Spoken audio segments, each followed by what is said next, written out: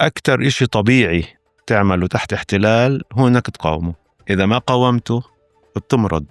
أشعر بأنه أنا ناقص دائما لأنه جمهوري مش موجود. شو غيرت فيك كمان غزة بالسنتين هدول؟ بالعادة البلاد بتحملك، البلاد بتحمل أصحابها. إحنا حاملين بلادنا.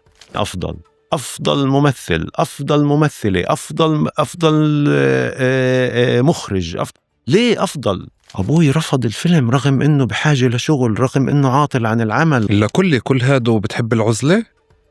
كيف يعني؟ إن ياخدوهم على جزيرة يا أخي، يعملوا لهم، يجيبوا لهم حيوانات هيك ويعملوا لهم علاج نفسي يعني من عقدهم التاريخية. طب أنا ماشي مع ابني حكى بالعربي، ممكن تفيق عنده الصدمة ويطخ لابني مثلا. فيش الإسرائيليين بضلوا يسكروا لك المسارح، يسكروا بدي ضل نحاول. غسان كنفاني كتب عن مرحلة بس أبد هاي المرحلة. طب نحكى فعليا إنه مثلا الناس اللي شغالة بالعمل ما بتقبل، أنت بتقبل تاخد أجور زهيدة؟ أنا ضد مقاطعة أي فيلم فلسطيني. ما عندي مشكلة مع التعري مثلا، يعني ملحوا هذا البحر تعريت قدام الدبابة. رشح لنا عمل فلسطيني بتحبه، تحس لازم كل الفلسطيني يحضره. وإذا بدي أقول لك عمل ما كلنا قردين وحارس. السلام عليكم جميعا. أنا صالح بكري، ممثل مسرحي وسينمائي. بحاول أكتب مؤخرا. أسعدني جدا لقاء أحمد في هذا البودكاست، وحكينا مطولا عن أمور فلسطينية وفنية وسياسية. استدعت عندي ذكريات وتجارب اللي خلتني أتساءل حتى عن قديش أنا بعرف، وهل أنا فعلا قادر إنه أخوض في مسائل معقدة تخص مجتمعنا، تخص حياتنا في الداخل الفلسطيني 48، وقديش أنا مؤهل أنه أخوض في هاي المسائل. أسئلة عن جد هيك بتثير في نهم المعرفة أكثر عن وضعنا، وتخليني أفهم قديش أنا بعدني بعرفش. على قد ما بعرف بعدني بعرفش، وبتزيد زي ما حكيت من نهمي للمعرفة. وهذا العدوى أو الانطباع اللي بتاخده من الحديث مع أحمد بقاوي، ومشكور.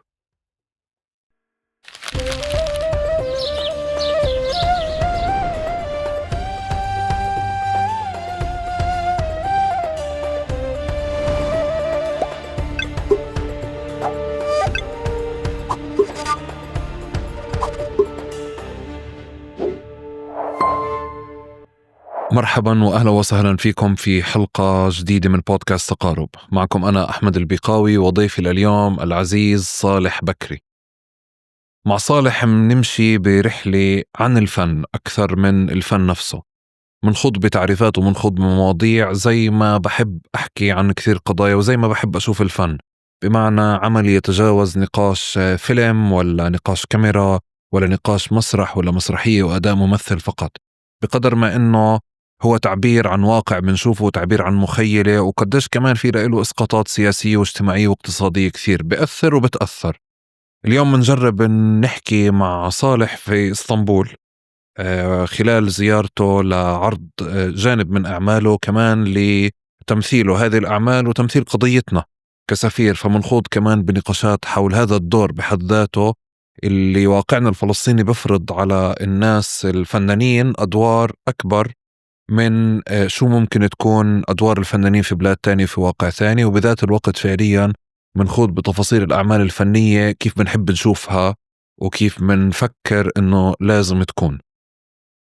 رح تلاقوا هيك صالح صريح واضح قريب من القلب. والنقاش اللي موجود اليوم يعني هو استمرار لنقاش من امبارح لليوم وإحنا قاعدين منخوضه، وبعتقد كمان رح يستمر. وهيك في وثيقة تاريخية أو شهادة تاريخية أنا بعتز أنه يعني عملناها، وكانت مع شخص صالح بهذا الوضوح وبهذا الصدق. وهيك قبل ما نبلش بدي أشكركم مثل ما بشكركم دائما، وبشكركم مقدما على اشتراككم في قناة اليوتيوب، قنوات الاستماع، ومشاركتكم هذه الحلقة وهذا المحتوى مع كل حدا ممكن يكون مهتم فيه. شكرا لمشاركتكم معي أفكاركم، مقترحاتكم للمواضيع والأسئلة. تقارب بفضل هذه المقترحات بيكون أقرب لإلكم دائما. شكرا للعزيزة علا وتد اللي من الأساس ساهمت فعليا بشكل خاص بتنسيق هذا الحوار والتفكير فيه. وشكرا لكل من يسعى أو يود المعرفة كواليس هذا الحوار، شو صار فيه كمان وشو راح يصير فيه بعدين في النشرة البريدية اللي برابط الاشتراك فيها موجود في الوصف. وشكرا دائما لكل من يساهم في استمرار تقارب ودعم محتوى ودعم تطويره من خلال رابط الدعم الموجود في الوصف. وبهيك بنبدأ. تفضل يا أحمد. ليش هيك بتتحلف لي؟ تفضل. أحمد يا أحمد بقاوي. صحيح. من وين جاي الاسم؟ بقاوي من باكو الغربية. الأصل غنايم. والله. بيعتبرونا فعليا يعني بجزء من هون بتيجي هذه قصة 48 بطريقة أو بأخرى. أهلا وسهلا. أهلين فيك مرة تانية وثالثة ورابعة. منور اسطنبول. سعد لي قلبك. يعطيك العافية. الله يعافيك. صالح، أول إشي أنت باسطنبول شفت قعدت مع ناس أو خضت حوارات مع الجمهور وتلقيت أسئلة، والليلة عندك كمان أسئلة. الجمهور اللي في اسطنبول تقدر توصف أسئلته بصفات هيك أو مستوى ارتباط بالقضية، مستوى متابعته لشو قاعد بصير عنا في البلد، تقدر توصفه؟ الصراحة يعني مش كفاية يعني ما كان عندي لقاء معمق مع الجمهور. كان لقاء بعد الفيلم، وكان التفاعل هو بالأساس على شغلي وعلى السينما وعلى الفيلم، وما قدرت أشكل صورة عن مدى عمق انخراطه بقصتنا، بالسردية الفلسطينية، بشو عم بصير في فلسطين. ما قدرت أشكل صورة عن جد اللي أقدر أقول لك. بس أنا شفت تفاعل، شفت إنه الناس بتحس معي. يعني حسيت إنهم حاسين معنا، متواصلين مع القصة، متواصلين مع فلسطين، قريبين للقلب. والصحافة مثلا، اللقاء مع الصحافة المختلفة كان مثير يعني، والأسئلة كانت يعني بتدل على معرفة في حيثيات الوضع الفلسطيني. وانت ماشي بالشوارع بالحواري هذه اللي كنا موجود فيها، لما بتشوف علم فلسطين هون ولا جرافيتي هيك، انت قاعد بتلف بعواصم كثير وبلدان كثيرة، فأنا بحاول هيك أمسك إذا في إشي من يعني من رحلاتك بميزها. فعلا يعني طلعت أنا أكم من مرة خلال الإبادة. كنت في كندا، كنت في، ومؤخرا يعني يعني قبل كم شهر بس لقدرت أطلع يعني نفسيا، قدرت أروح على مهرجان سينما أو على احتفالية سينما، لأنه ما شفتش إنه خلال هدول السنتين إنه في عندي قابلية أو جهوزية إنه أكون جزء من أي احتفالية كانت فنية. يعني كنت عم بشهد بس على المأساة وما كان عندي بس بعدين حسيت إنه لأ، من واجبي إنه أستمر وإنه أحكي عن شو بحس وشو مر علي كفلسطيني وكإنسان في مواجهة الإبادة لأهلنا في غزة. فكنت في كندا وكنت في إسبانيا وكنت في السويد وإسطنبول. قد ثقيل بهاي الفترة إنك تكون يعني الناس تتعامل معك إنك سفير لقضية؟ لسه بحكي لك. فبهاي الأماكن اللي كنت فيها العلم الفلسطيني والشعارات الفلسطينية متواجدة في كل مكان. كان في كندا ولا بإسبانيا ولا بالسويد. السويد أنا طلعت بمظاهرة طويلة عريضة بيعملوها كل يوم سبت، بسكروا شارع كبير في ستوكهولم وبيمشوا بمظاهرة مهيبة. وهذا يعني بعد ما عملوا الصفقة الأخيرة، وعمليا الحرب الإبادة اتخذت اللي هو وقف إطلاق النار وتيرة الأخير مختلفة يعني عن الوتيرة السابقة. وقف إطلاق النار اللي هو مش بالضبط وقف إطلاق النار. فكان وجود جماهيري مخيف، وبيعملوه كل يوم سبت، كل يوم سبت لمدة 2 لليوم بستوكهولم. بيمشوا الناس بالآلاف في نص ستوكهولم وبديروا مظاهرة حماسية مع طبول، عاملين مشهد يعني.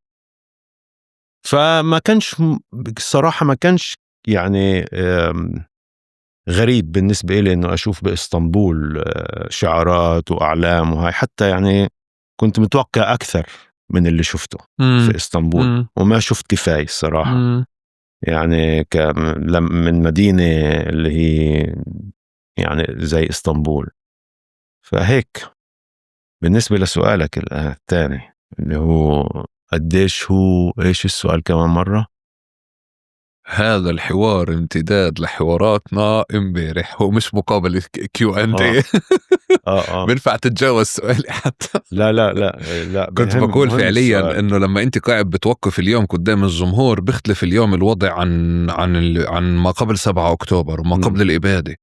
بالسابق انت كنت بتكون حامل رسالة كفنان، اليوم انت في مسؤولية اكبر عليك. لما انت بتيجي يعني بنحكى انه صالح جاي عنده حوار في المكان الفلاني، احنا بنتعاطى انه في فعالية فلسطينية وفي حدا جاي يوصل صوت وسردية الفعاليات اللي موجودة. حتى على مستوى الستاند اب كوميدي مثلا في البلد، الناس بتروح بتفكر انه بده يحكي عن الشيء السياسي اللي قاعد بصير. فالتوقعات منكم لما بتلفوا وبتتجولوا اليوم هي اكبر من شو مضى. وبعتقد بمكان ما هذا بحط مسؤولية وثقل، يعني هيك بشعر. فهو فعلا بحط مسؤولية أو شاعر بمسؤولية وثقل عليك أكبر من السابق. بحاول بقيسها، هي مش يعني مش رياضيات المسألة. هي دائم كأنه أكيد اللي شهدناه بهدول السنتين أعطاني،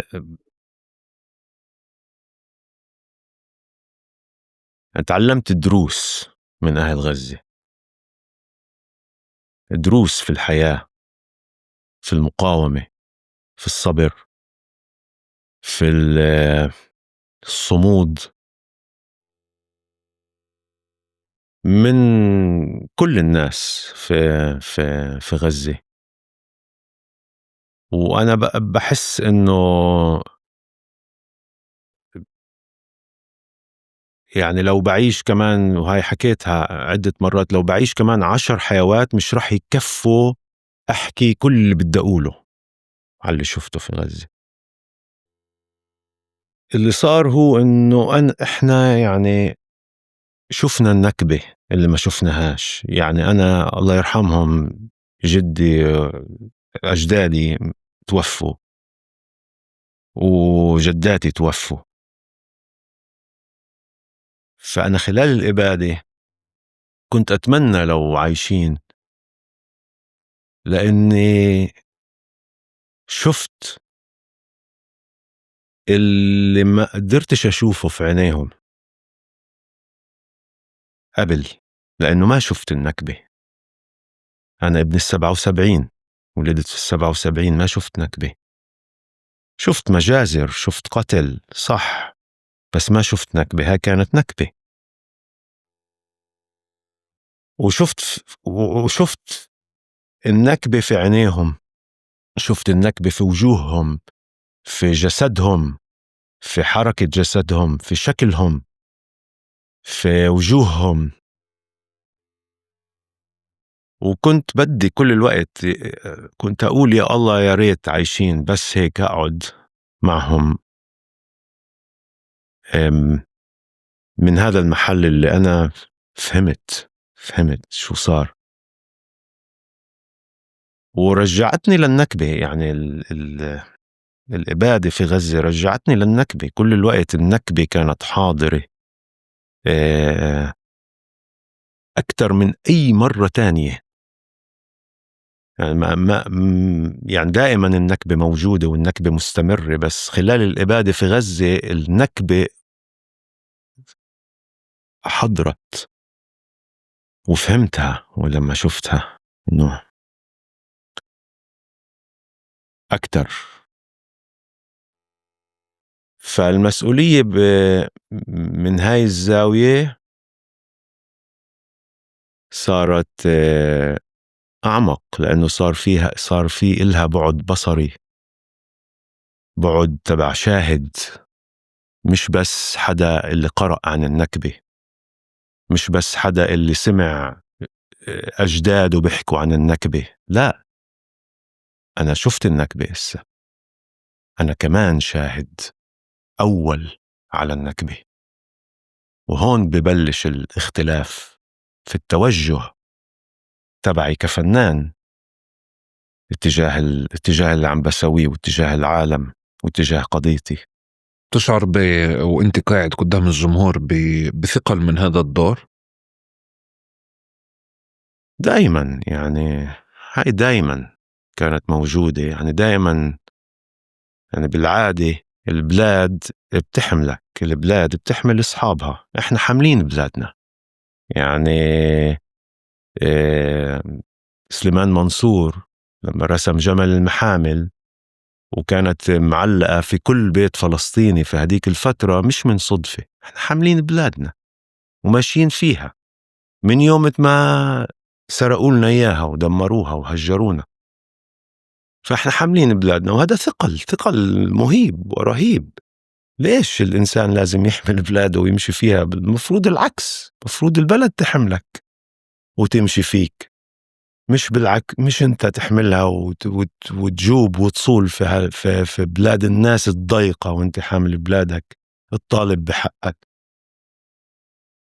فأكيد عبء، يعني عبء كبير، حمل ثقيل. بس برجع وبقول غزة أعطتني قوة لكمان 10 حيوات. شو غيرت فيك كمان غزة بالسنتين هدول؟ الحمد لله. أنا هاي جملة الحمد لله على كل حال، ما أنا كتير أثرت فيه. أنا صرت أقول الحمد لله إلها معنى آخر عندي، صارت بالنسبة إلي حكمة الحياة. الحمد لله على كل حال.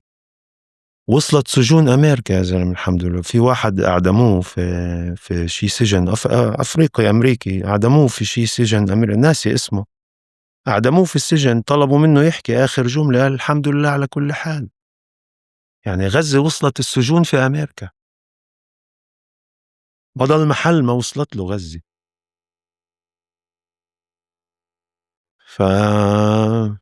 هاي واحدة من الأشياء الجوهرية اللي تعلمتها، إنه مهما صار الحمد لله على كل حال. الحمد لله. صالح، بتقارب احنا بنكتبش يعني تحت التعريف، وفي المقدمة انا بحكيش تعريفك، بعطي الضيف يعرف نفسه كما يحب. واضح انه يعني في متغيرات كتيرة بالسنتين هدول، ففعليا يعني هيك زي كأنه التعريف في هذه السنة ب 2025 بنهاية 2025 لصالح بكري فمختلف عن ما قبل 2 و3 و4 و5 يعني. فهات عشان ما نحملك كمان تعريفات أو نسقط عليك تعريفات، فعرفنا عن نفسك كما تحب. أنا ابن يافا والبعني، ابن البحر وابن الجبل، ولقيت التوازن تبعي في حيفا لأنه بيجمع البحر وبيجمع الجبل، بلم شملي الشخصي. حيفا بتلم شملي الشخصي.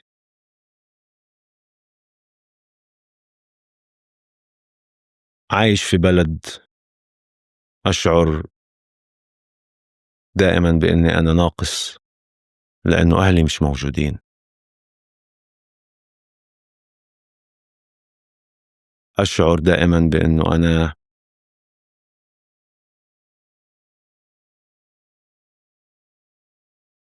ممنوع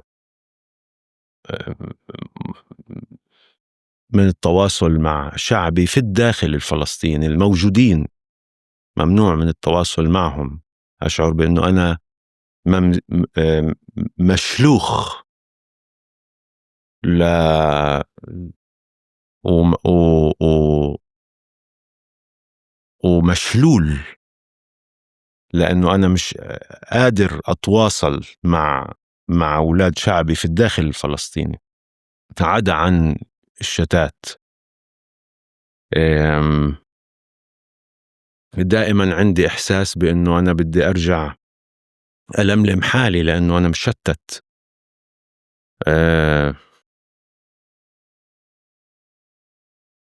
كممثل وكفنان أشعر بأنه أنا ناقص دائما لأنه جمهوري مش موجود. جمهوري الطبيعي اللي كان المفروض يكون موجود حوالي ومعي، يدعمني ويرفعني ويحبني ويعطيني القوة إنه أكمل وأستمر، مش موجود. مش موجود بفلسطين. أغلب الفلسطينيين لاجئين أو في الشتات وممنوعين من العودة، والموجودين داخل فلسطين ممنوعين من التواصل بشكل طبيعي مع بعضهم. يعني أنا لما بعرض في حيفا بعرض لأولاد الداخل وبس، لهدول المشحرين اللي بقيوا في فلسطين التاريخية. أنا عشان ابن الضفة يشوفني لازم أطلع على الضفة، وعشان أشوف مسرح في الضفة لازم أروح على الضفة. الضفة بتقدرش تيجي لعندي. نفس الشيء غزة. غزة أصعب وأصعب. غزة دائما سجن. أنا بحياتي ما كنتش في غزة. أنا ما التقيتش مع جمهوري في غزة كفنان، عم بحكي هلا، ولا جمهوري في غزة التقى فيه فعليا على خشبة المسرح. يعني السينما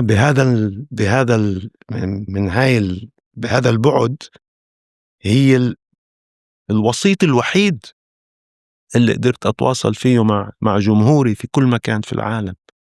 ولذلك السينما بالنسبة إلي نوع من أنواع التعزية، نوع من أنواع الانتصار الصغير في حالتي الممزقة والمشتتة. فلما بدي أحكي عن حالي بدي أحكي عن هذا لأنه أنا هيك.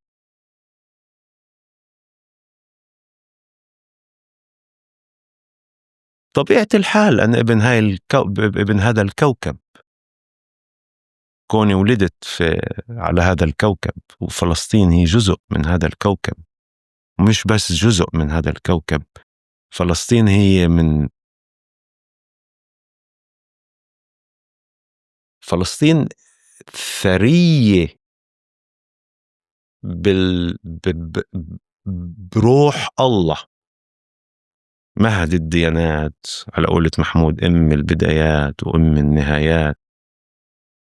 3/4 العالم له علاقة بفلسطين، فعليا له، روحانيا له علاقة في المكان. فمن أكبر الجرائم اللي ممكن تعملها بفلسطين هو إنك تجعل من دين يهيمن عليها، لأنه هي للكل، لكل الديانات. فلما بتيجي باسم الدين بدك تهيمن على هاي البلد، أنت بتعمل أكبر جريمة للعالم. أجمل إشي بفلسطين بالنسبة لي هو إنه هي كونية، وإنه إذا بتعمل منيح بفلسطين بتعمل منيح لكل العالم، وإذا بتعمل شر بفلسطين بتعمل شر لكل العالم.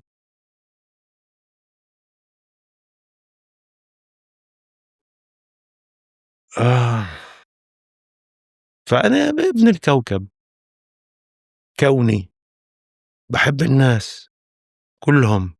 أنا مثير بالنسبة إلي البني آدمين مثيرين بالنسبة إلي أكثر من السعدين. الناس بتروح على جنينة الحيوانات عشان تشوف سعدين، بس لما بنزلوا في الشوارع ما حدا بتطلع على حدا، ما حدا بهمه حدا، ما حدا بتطلع على، ما حدا بسمع. يا زلمة الناس بطلت تسمع، بطلت تشوف. لا، بهمني البشر، البشرية بتهمني، بهمني مين مع مين أنا عايش على هذا الكوكب الصغير والغريب في هذا الكون. هو يعني همي المحلي على مستوى البلد فلسطين، وبس أعطوني أعيش بشكل طبيعي عشان أقدر أبحر وين بدي.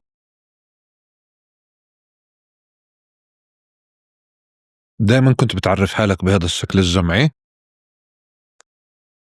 يعني ما هو الوعي كمان إشي، يعني الواحد بضله يوعى كل الوقت، بتعلم وبيوعى وبصير يعرف، يعني يعرف حاله أحسن مع الوقت، أو من المفروض إنه الإنسان يطمح إنه يعرف نفسه يعني. فكأنه وأنا دائما يعني منفتح للمعرفة، يعني بقى عندي، بحب أعرف نفسي كمان، مين أنا.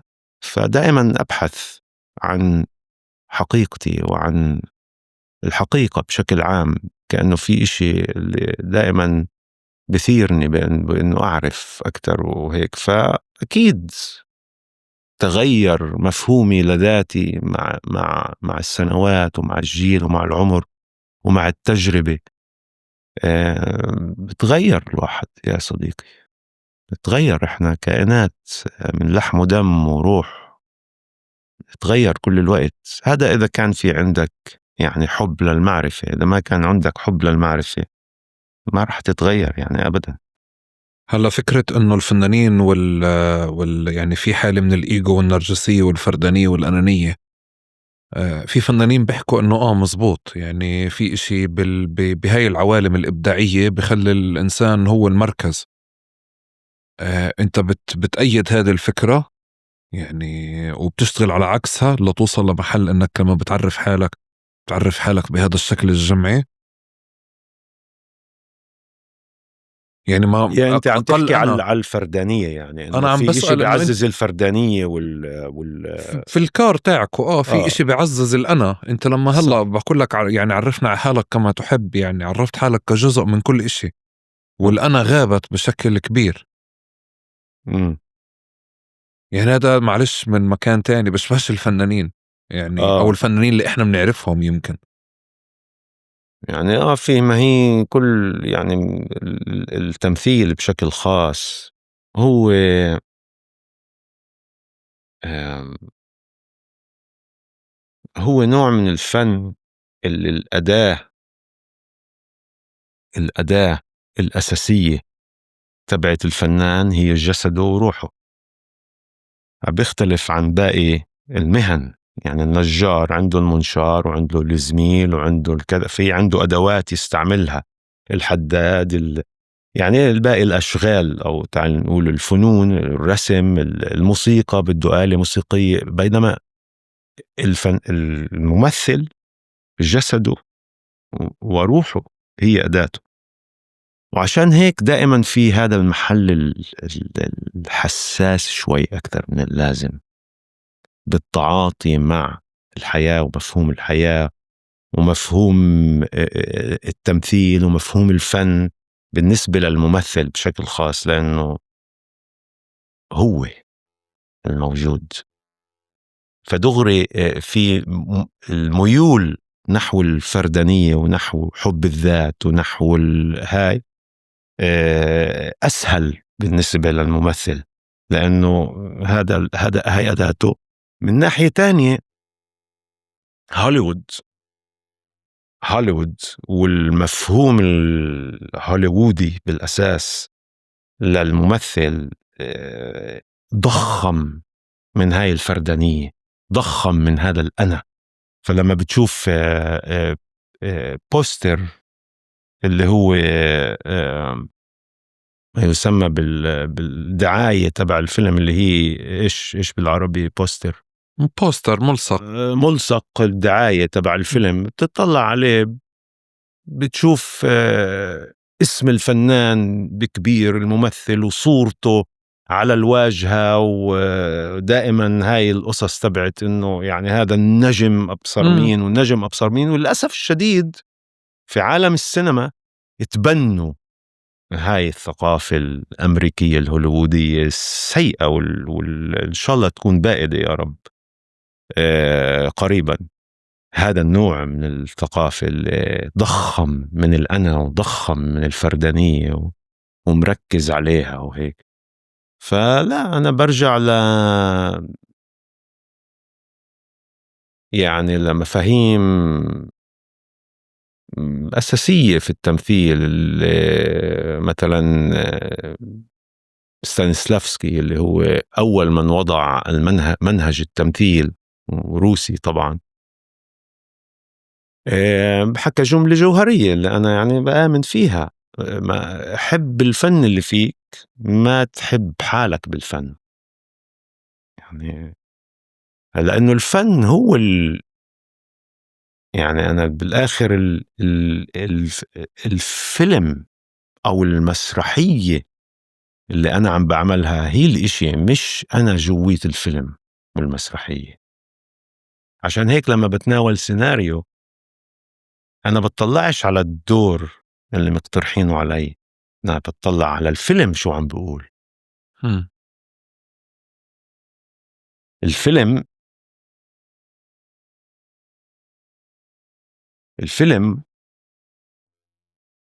كمقولة، ايش عماله بيعالج الفيلم، شو جاي يقول الفيلم او شو جاي تقول المسرحية. هذا المهم، مش مهم الدور كبير صغير شرير منيح، هذا مش مهم. المهم شو الفيلم عم بيقول، شو عم نقول من خلال الفن اللي عم نسويه. فهيك يعني من هذا المحل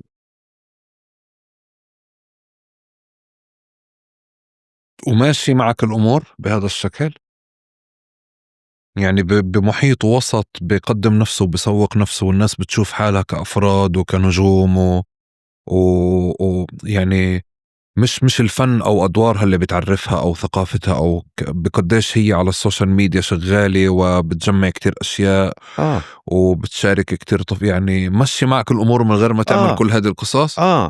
أقول لك ليه؟ لأنه مش مفرقة معي مش مفرقة معي إذا ما مشيتش معي. فاهم علي؟ يعني إذا ما مشيتش معي مش مفرقة معي، بروح بصيد سمك، فبروح بعمل إشي تاني. بس هاد نظري. إذا ما ضلش محل للإنسان اللي عم بحاول يتجاوز الإيجو تبعه، مش بس بالفن، بالعالم، يعني بفيش حاجة تكمل. يعني روح اعمل إشي تاني. أنا بروح ببعد، ما عندي مشكلة أبدا أبعد عن كل عالم الفن. أصلا بشي مرحلة بحياتي كنت كان صار يتشكل عندي حلم إنه بديش أمثل أنا، إنه صار عندي صار يتشكل عندي حلم إنه يعني بشي مرحلة ممكن أعتزل التمثيل لأجل كل لأجل هذا كيف الهيمنة تبعت هوليوود علينا، يعني في كل في كل مجالات الفن، يعني في هيمنة وللأسف في تبني لهاي الهيمنة، ما في فكر مبدع عنا اللي عم بحاول يخترق هاي الهيمنة ويشكل حالة اللي تقول والله في حالة بديلة مضادة لهاي الحالة الموجودة في العالم فنيا. مش عم نفكر بشكل مبدع. يعني مثلا كل مهرجانات السينما the best acting best actor.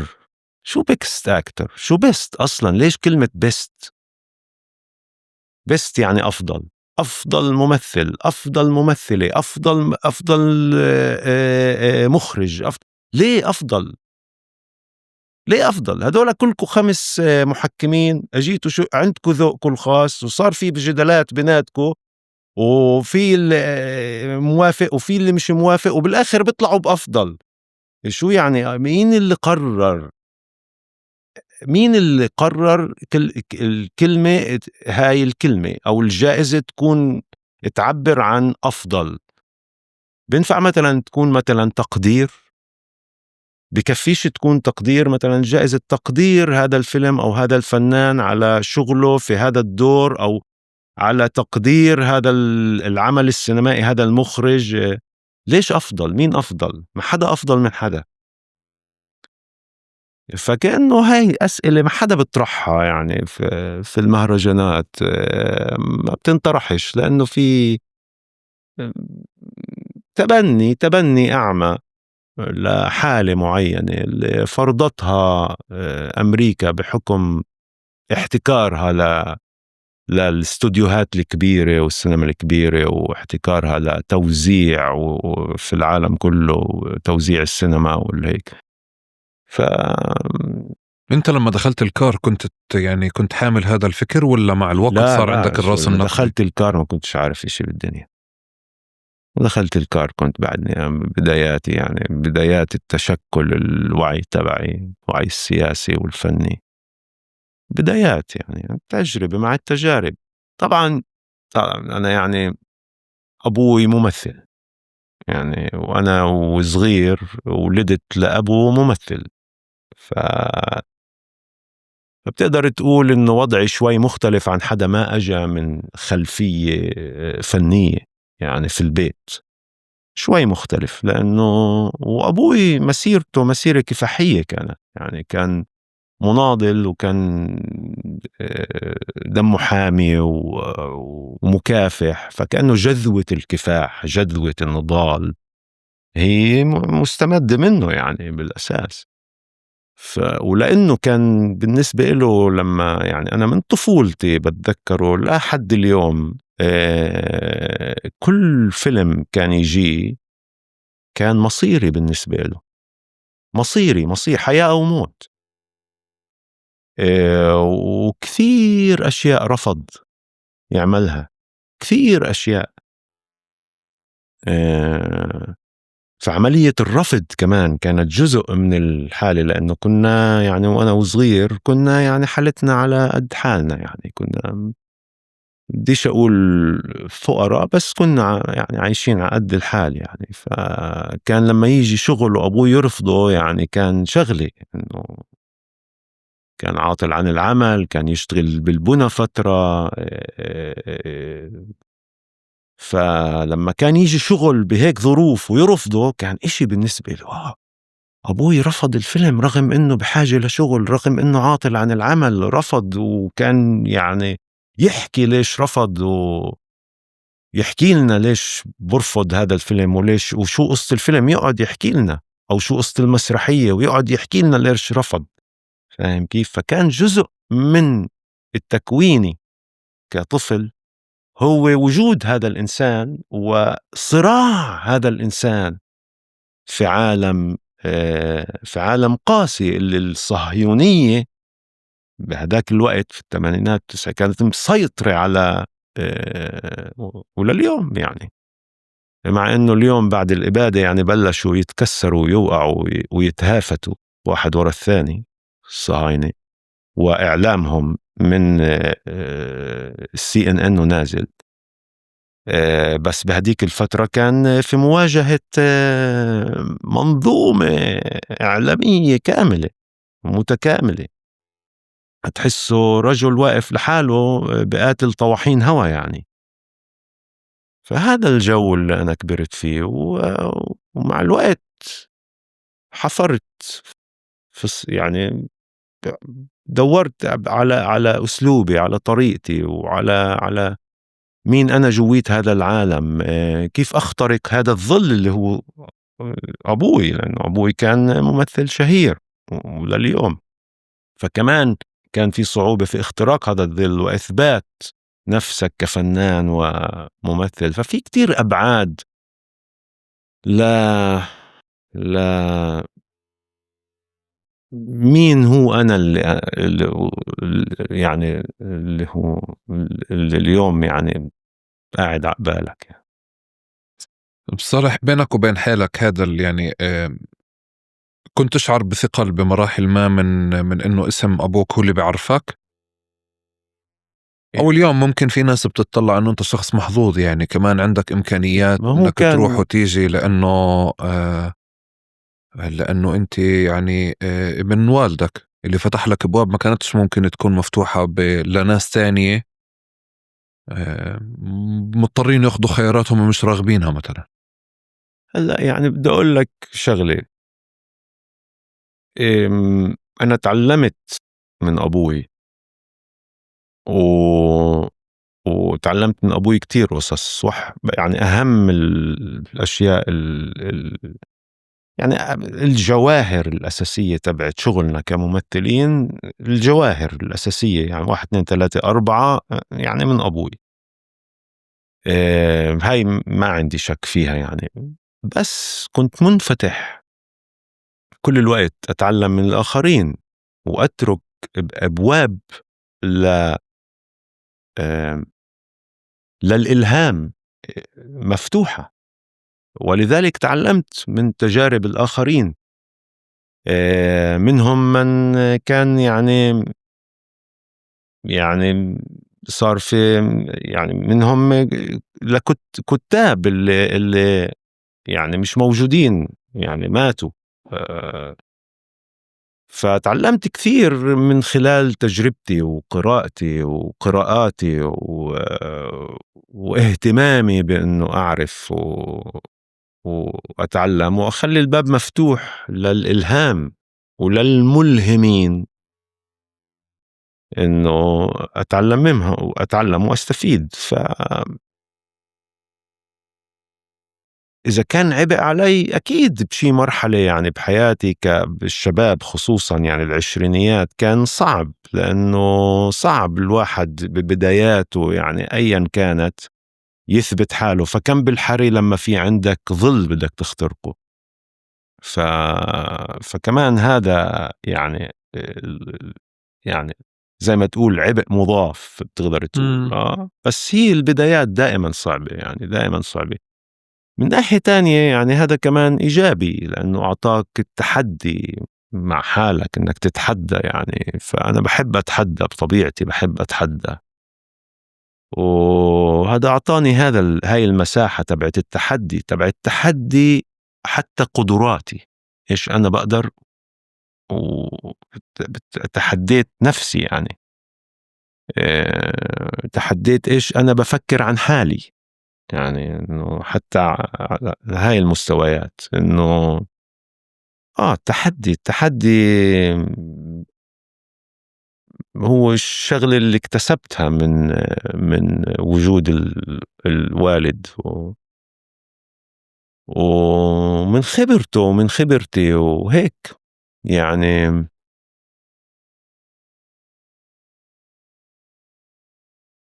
تجارب كمان، التجارب بتعلم، يعني لما بتطلع وبتشتغل لحالك في معترك الحياة أكتر إشي بعلمك، والفشل بعلمك أكتر بزيادة من النجاح. الفشل علمني أكتر بكتير من النجاح. الأشياء اللي عملتها ومش مبسوط فيها هي أكتر بكتير، أشياء أثرت أكتر بكتير فيه من أشياء اللي نجحت. كيف علاقتك مع العيلة؟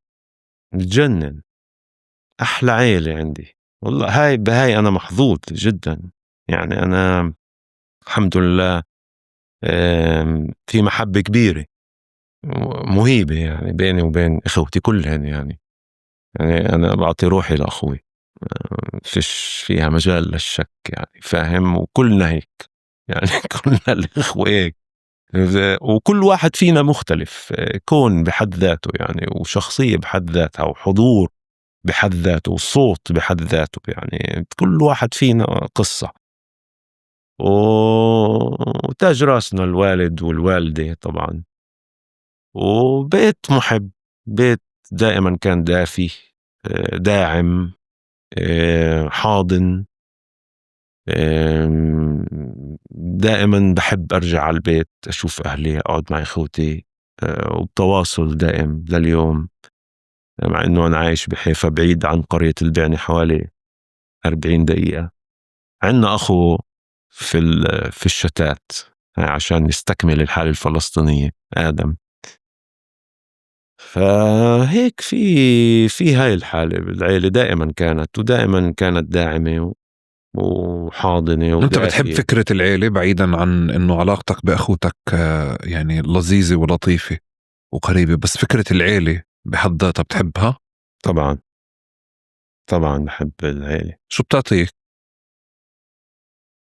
أم،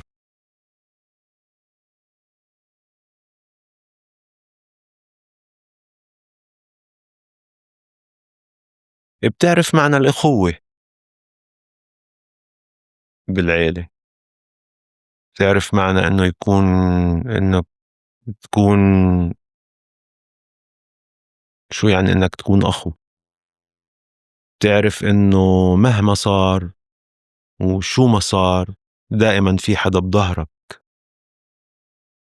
دائما في حدا معك، ولا مرة رح يتركك، ولا مرة رح يتنازل عنك، ولا مرة بأي حالة كانت. في عندك جسم كامل متكامل بظهرك داعم إلك وبحبك وبدعي لك بالخير لما بتطلع من البيت ولما بترجع على البيت. فهاي العيلة يعني. بنفس الوقت أنا بآمن إنه الحياة لا تسوى شيء بدون أصدقاء مثلا، لا تسوى شيء بدون أصدقاء.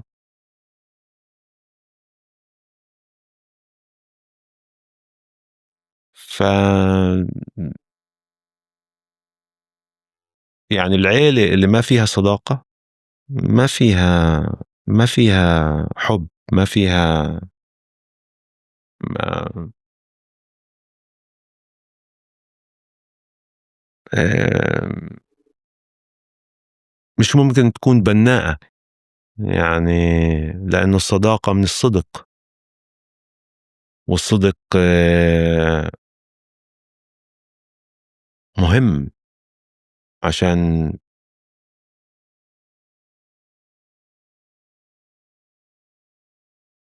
آم،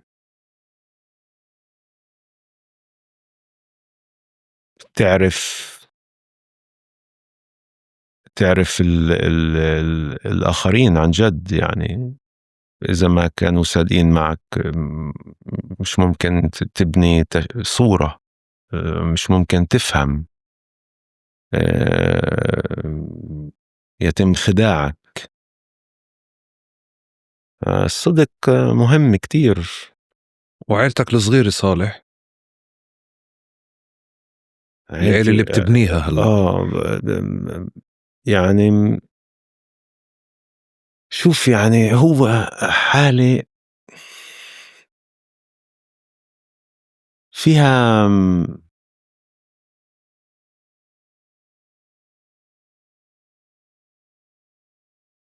يعني أنا لما جبت صفا، لما أجى صفا على الحياة، ابني عمره 6 سنين اليوم، أنا فهمت آه، إنه فهمت الحياة لأنه اكتملت الحياة. وأنا بفكر إنه اللي ما جاب ولد كأنه الحياة وقفت عند حد معين، ما اكتملتش. احنا بالعربي بنقول اللي بتجوز بكمل نص دينه. هي مش اللي بتجوز، هي اللي بيجيب ولد. هي اللي بيجيب ولد، هي اللي بيجيب ولد، ولد أو بنت يعني مش مهم. فبحس إنه اكتملت حياتي مع الولد، صرت أفهم أكتر الحياة. هاي واحدة. تنتين، في إشي بالطفل أم،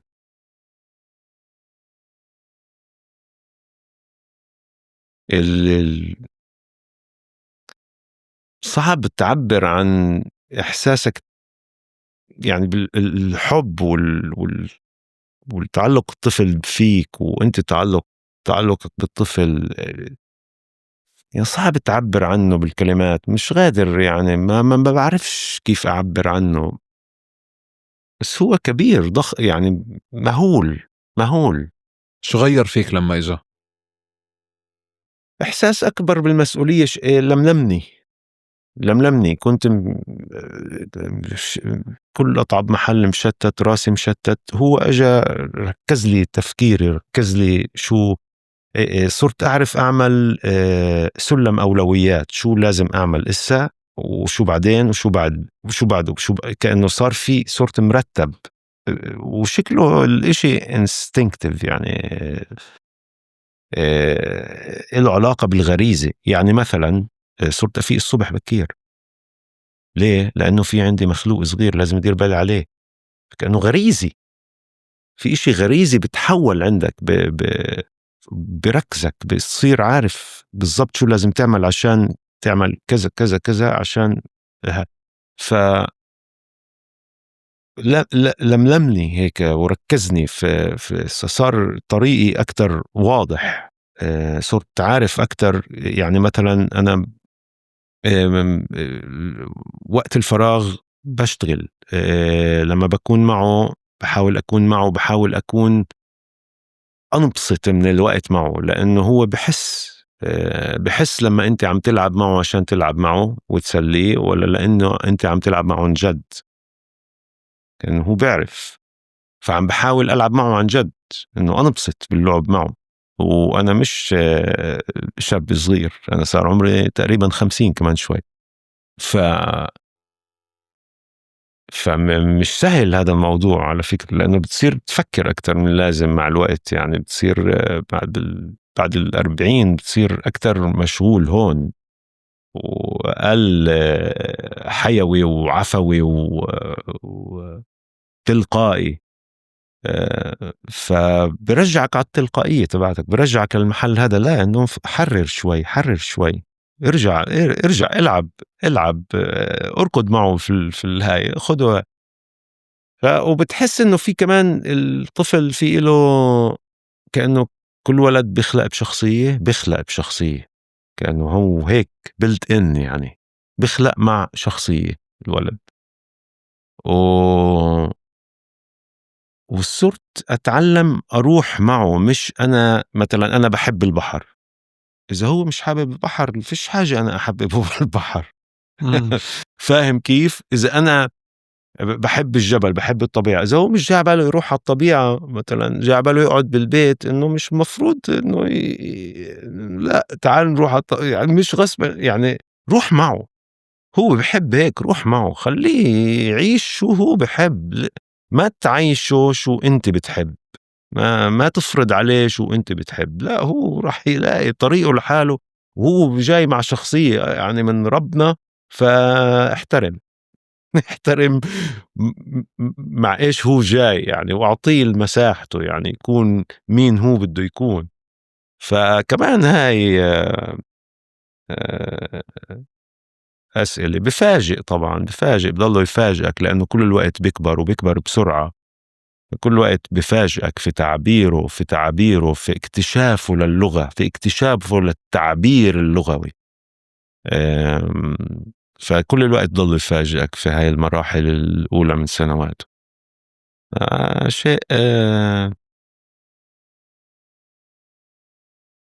في قلق طبعًا. خلال الإبادة كنت أشوف صفا في كل ولاد غزة، كل أطفال غزة، أشوف وجوههم، أشوف صفا، أشوف صفا ابني في كل الأطفال هدول، وأخاف عليه، أقلق عليه.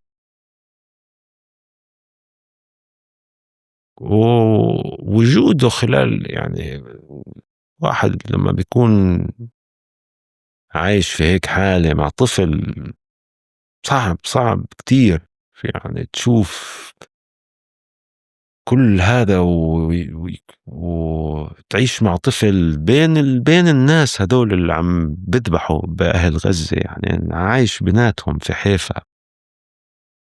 ففي كان حالة يعني رح ياخد لي وقت لأستوعب أنا أصلًا شو مرقت في هدول السنتين. يعني أتخيّل اليوم قعدت أفكّر يا الله لو عايش في غزة يعني شو، يعني أكيد بعدني ما باكون عم باستوعب بعدني شو عم بيصير معي، إنه بطّل في تفجيرات وقتل ومذابح بهاي الكثافة اللي كانت يوميًا، يوميًا لمدة سنتين، يوميًا، وأنت مش عارف حياتك مضمونة والّا لأ. بأي لحظة ممكن تنقصف، ممكن تموت. شو معنى الحياة وشو يعني، وشو كنت شو كيف ممكن تستوعب هيك شي؟ بعرفش أنا كيف يعني، بعرفش شو مرق. أنا بعدني لليوم عم بحاول أفهم شو مرقت، وبعرفش إذا رح أفهم بيوم من الأيام شو مرقنا. بعرفش.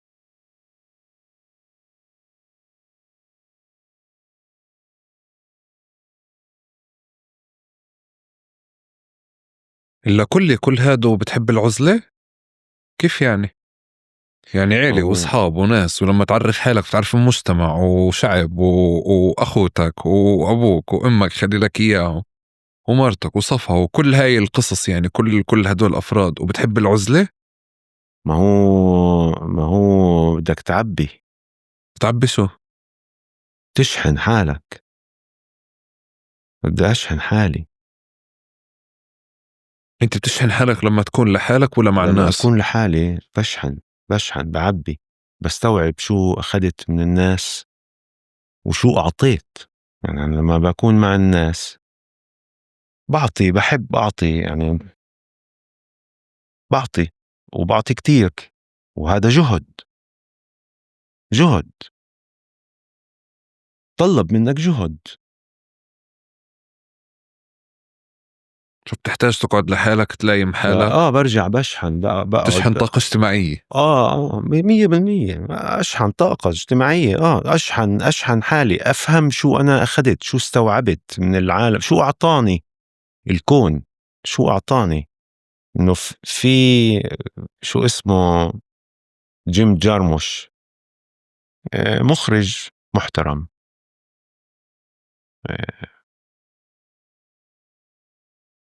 آه، مرة كان عنده ماستر كلاس في مراكش، وحكى جملة حبيتها كتير. قال أنا بحترم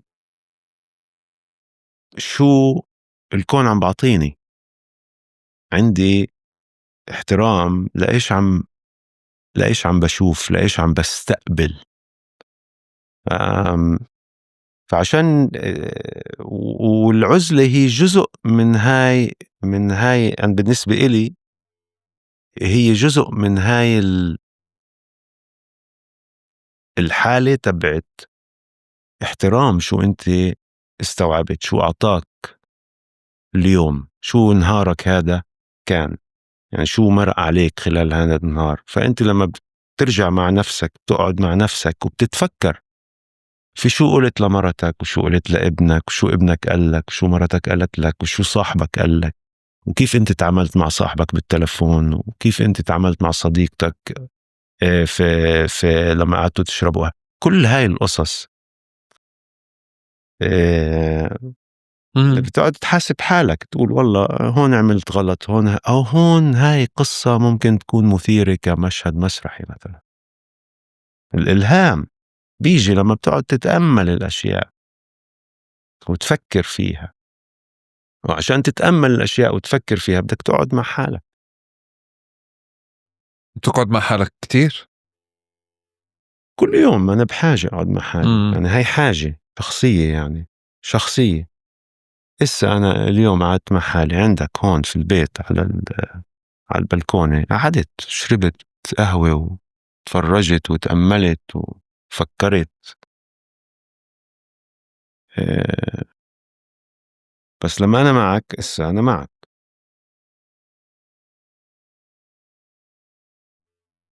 صالح، بتقارب منضل نحفر بالعلاقة مع فلسطين، يعني مناخدهاش كعلاقة مسلمة اللي هيك نحن يعني بمفهوم الشعارات احنا بنخلق حب فلسطين.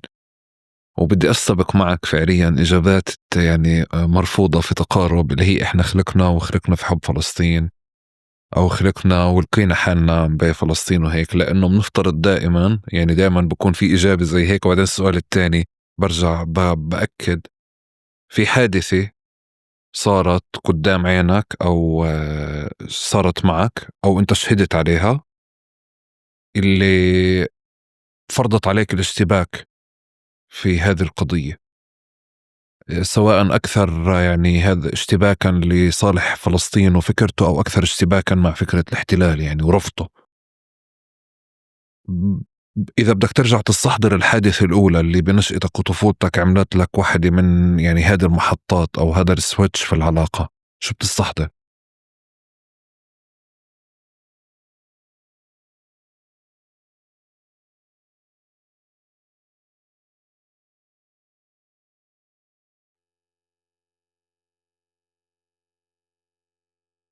طفولتي بستحضر الأغاني، طفولتي الباكر يعني بستحضر الأغاني، بستحضر صبرا وشتيلة،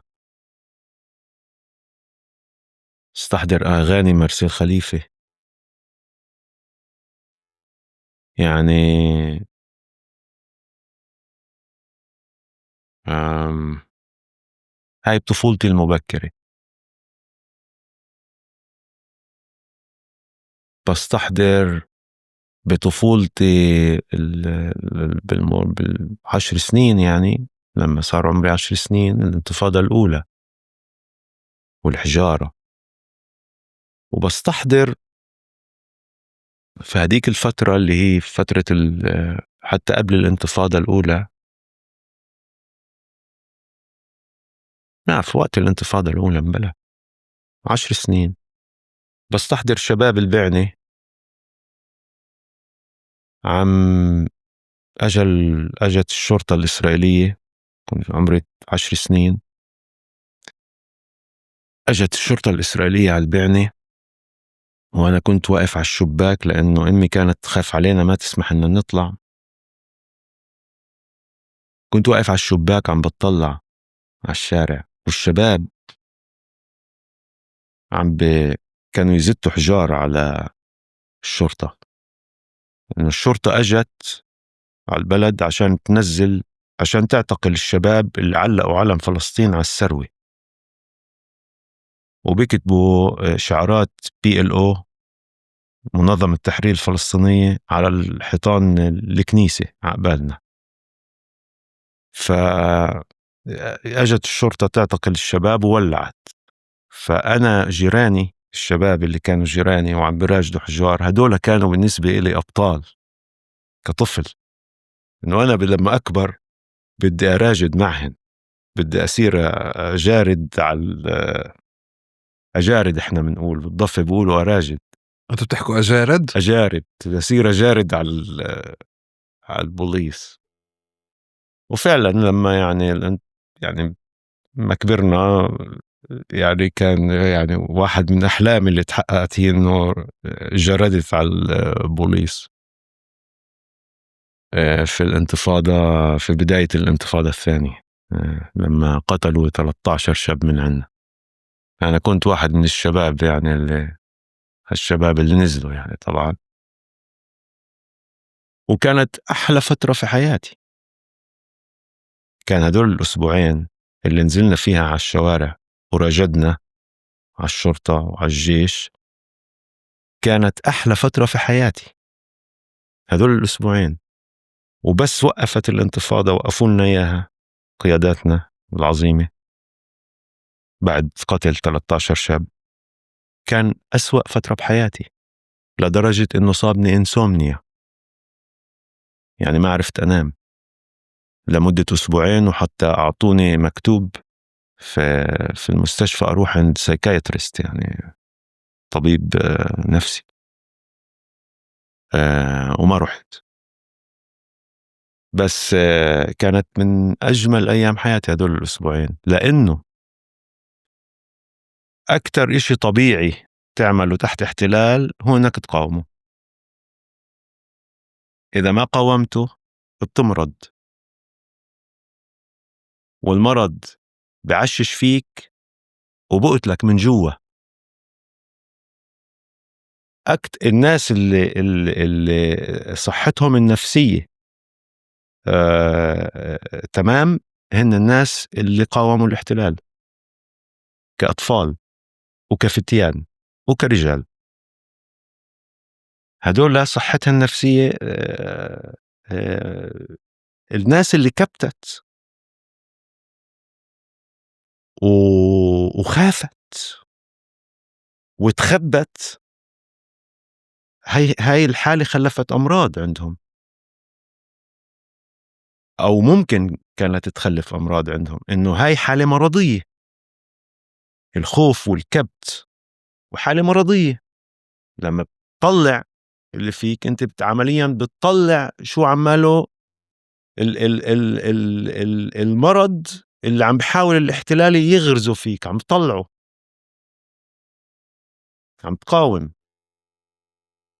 فأيامها اليوم أنا بشوف المقاومة بأسلوبي، بخطي، بفكري، هي مقاومة بال بال بالسينما، بالمسرح، بالشعر، بالموسيقى. هاي الخط تبعي المقاوم، ومآمن فيه. و و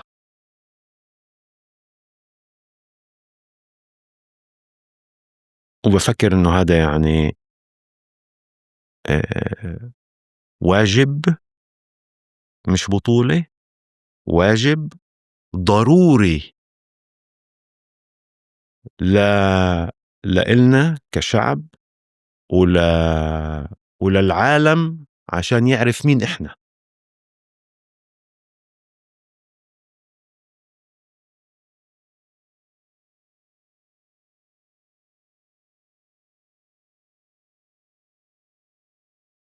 لأنه الفن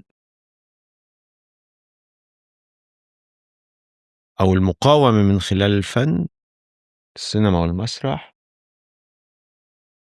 هو تحويل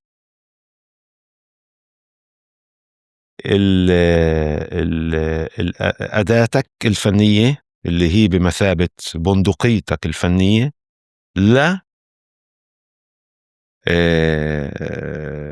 بندقية خالدة، لا شيء خالد. صح، يعني لا يقتل ولا يسفك الدماء، لكنه خالد. هاي المقاومة تبعتنا. لما بتقولي الكبت والضغط بيعمل أمراض، أنا قاعد بتخيل إنه مجتمع 48 اليوم يعني مرضى. إذا أنت قاعد بتقولي إنه نفست عن حالك بأنك رميت يعني حجرين أو يعني بالانتفاضة الثانية شوي أكتر. شوي أكتر. بس ما هي هذيك المرحلة كلها حتى أصلا يعني ما طولتش فكرة الحجارة، يعني حتى لما بنتغنى فيها بالانتفاضة الثانية ما طولت، بالانتفاضة الأولى طورت الحجار يعني. بس أنت قاعد بتقولي فعليا على إنه هذا المجتمع كله مريض فعليا، صح؟ يعني هو الحالة العامة حالة مريضة. آسف. هي هاي كانت غلطة. شكرا.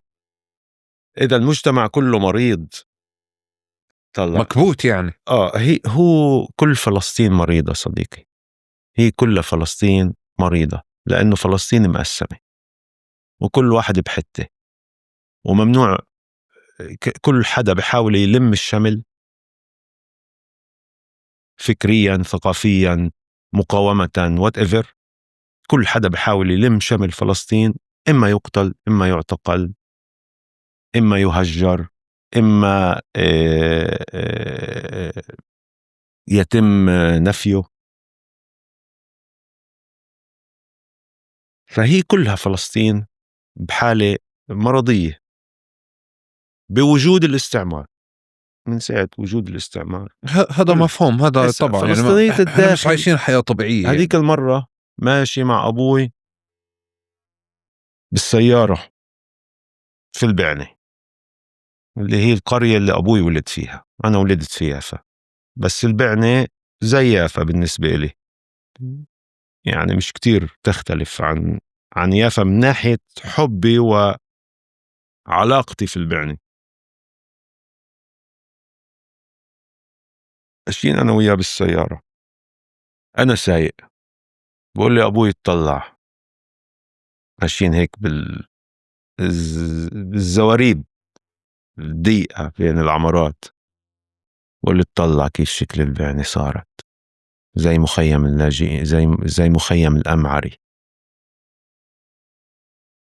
قلت له مخيم الأمعري أحسن يا أبو، إنه هناك ما في هاي أزمة الهوية، مش موجودة. يعني فيش حدا بمخيم الأمعري تسأله إيش هويتك، بقول لك فلسطيني. هون تحكي لبعض الناس، بعض الناس مش الكل، لبعض الناس أنت فلسطيني بصيروا يضحكوا عليك.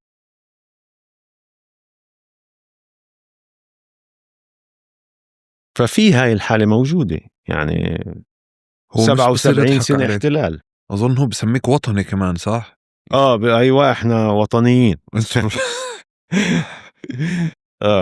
هاي بتضحكني على فكرة لا لما مش، هيك اللي هو يا ريت وقفت بس انا انسان لطيف يعني بالحياة، يعني بالتعامل مع البشر وهيك بحب اتعامل بلطافة. يعني مثلا بفوت على محل بدي اشتري بالبعنة او في مجد الكروم او في اي مكان في هالقرى العربية الفلسطينية المشحرة اللي ظلت في 48، فوت بدي اشتري مثلا دخان، بقول له يعني لو سمحت ممكن باكيت دخان whatever، بصير يضحك علي،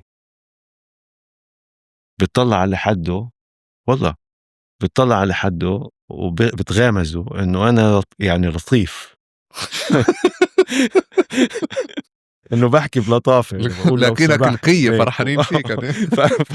غامزوا مع بعض انه يعني انا لطيف، انه شو يعني لو سمحت هاي وقت خذ شو معك هذا. ف... فكمان هيك كأنه في كتير الحالة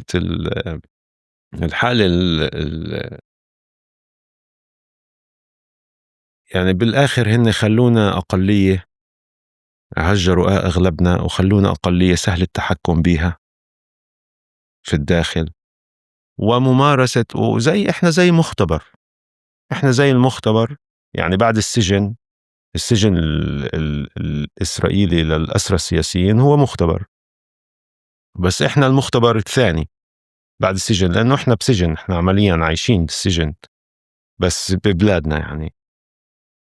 فإحنا أسرع عن جد. يعني أنا بشعر إنه أنا أسير في بلدي، يعني مش هالقد يعني آه، مش فيش كتير اختلاف. يعني ما بحسش إنه طالما في احتلال أنا أسير. فهي أغلب الأراضي تصادرت في ال48. فالفلاح الفلسطيني ما عاد في عنده أرض يفلحها، فصار عامل بناء. تحول من فلاح إلى عامل بناء أو عامل في المصانع الإسرائيلية بعد تحويل آه الاقتصاد الفلسطيني إلى اقتصاد صناعي. فتم تحويل بطبيعة الحال الناس هدول اللي كانوا فلاحين وصادروا لهم أراضيهم، تم تحويلهم للعمل للاستعباد، العمل في البناء والمصانع.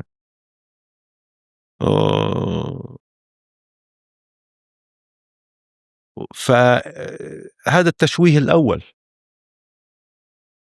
فلاح ما عاد يقدر يمارس نفسه فلاح، واضطر الفلسطيني اللي قاعد في ال48 يبني الدولة الجديدة. يعني في ناس بنت، في ناس تهجرت يعني داخليا في ال48، في ناس تهجرت داخليا في ال48 وبنت بيوت المستعمرات على قريتها اللي تهجرت منها. مش بس اشتغلوا في بساتين في بساتينهم وفي أرضهم كمأجوري، يعني مأجورين، لا كمان بنوا المستوطنات على بلادهم اللي تهجروا منها عشان يقدروا يعيشوا البقاء والاستمرارية ويعلموا أولادهم فبعد مصادرة الأراضي تم تحويطنا في المستعمرات. كل بلد محوطة في المستعمرات. هندسة البنى التحتية كلها سياسية عسكرية بمفاهيم أمنية كلها. هيك تعاملوا معنا بمفهوم أمني، لليوم بتعاملوا معنا بمفهوم أمني. إحنا demographic threat، تهديد ديموغرافي. إحنا مش بني آدمين، إحنا تهديد ديموغرافي. دايما كنا ودايما رح نضل، لأنه الصهيونية، المشروع الصهيوني هو إبقاء وتأبيد أغلبية يهودية في المنطقة. هذا جوهر المشروع الصهيوني.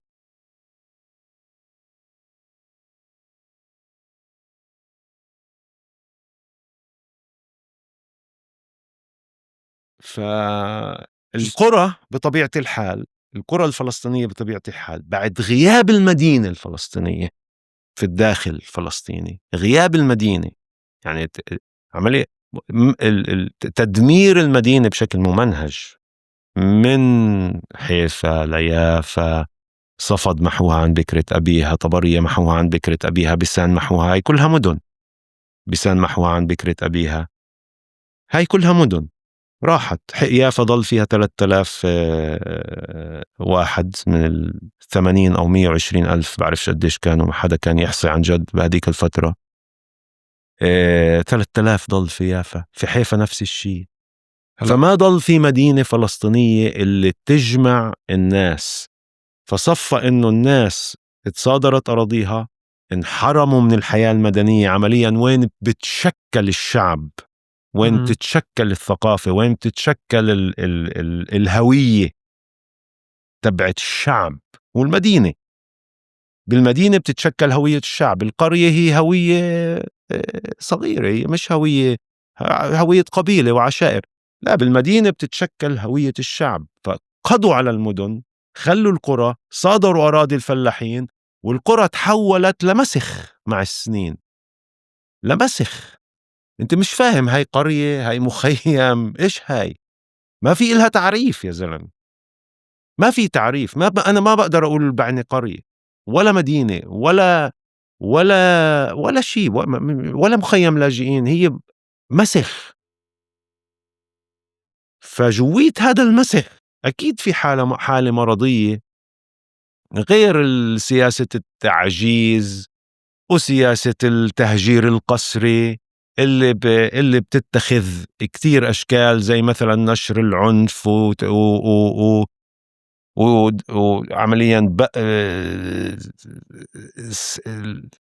دعم العنف، يعني التغطية على العنف ودعم العنف وعلاقة العنف بالمؤسسة الإسرائيلية لتمزيق المجتمع الفلسطيني من الداخل. كله اليوم هذا عم نواجهه. في 221 قتيل في فلسطين الداخل من بداية السنة لليوم، وهذا في نص إبادة في غزة. يعني في حالة، طبعا في حالة مرضية يعني مرعبة في الداخل. بدك تاخد هذه المخدة تحطها ورا ظهرك؟ ليه؟ بحسك مش مرتاح. هاي عم برجع بعملها هيك. بدك تاخد هذه ورا ظهرك؟ لا، هاي المرة الثانية كانت أهون عشان أنت وصيتنا بدكش الإجرابات يطلعوا يعني. طيب ما هي طالعين بالتلفزيون غير. لا، هاي قصة تانية. من امبارح وانت كل كلمة بتحكيها على المجتمع ما بعد الإبادة بتقول قديش مرعب انه انت جارك بنزل بقتل في غزة. يعني كله بس بتعطيني جمل هيك بالنسبة لي كانت كلها صادمة، انك انت تقول لي انا عايش بين مغتصبين لما احنا بنكون نفكر نتعامل مع شهادات الاغتصاب. انا مش موجود يعني انا مش موجود حواليهم، انا مش شايفهم، بس انت فعليا هم حواليك، فانت بتوصف لي بتقول لي انك انت عايش بين مغتصبين. الصبح وانا بتطلع على الفيديو اللي هم موجودين بالمحكمة وفي هيك حالة من الاحتفاء فيهم، فانت عم بتشوف كمان مش بس انت عايش بين مغتصبين، عايش كمان بين ناس يعني بتحتفي بالاغتصاب. شو صار بالسنتين هدول مع مجتمع 48 لما عايشين بين، يعني أول شيء لأول مرة بعتقد بطلتوا متغلبين تقنعونا بأنه أنتوا عايشين في معسكر، لأنه طلعت صور ما يكفي للسلاح اللي هي بتورجينا المعسكر اللي أنتوا عايشين فيه، وصور كافية وشعارات كافية لتقول أنه هذا المجتمع كمان بأيد القتل وبأيد الإبادة. ومرة بعد مرة يعني شهر بعد شهر في امتحانات بيطلع قدامها مثل قضية الاغتصاب الحالية اللي موجودة، اللي بتثبت لك انه انت عايش بمجتمع يعني اكثر من فكرة انك انت اسير جواه صالح. بس ف كيف كيف ممكن تحكي لنا شو صار بمجتمع 48 بالسنتين هدول؟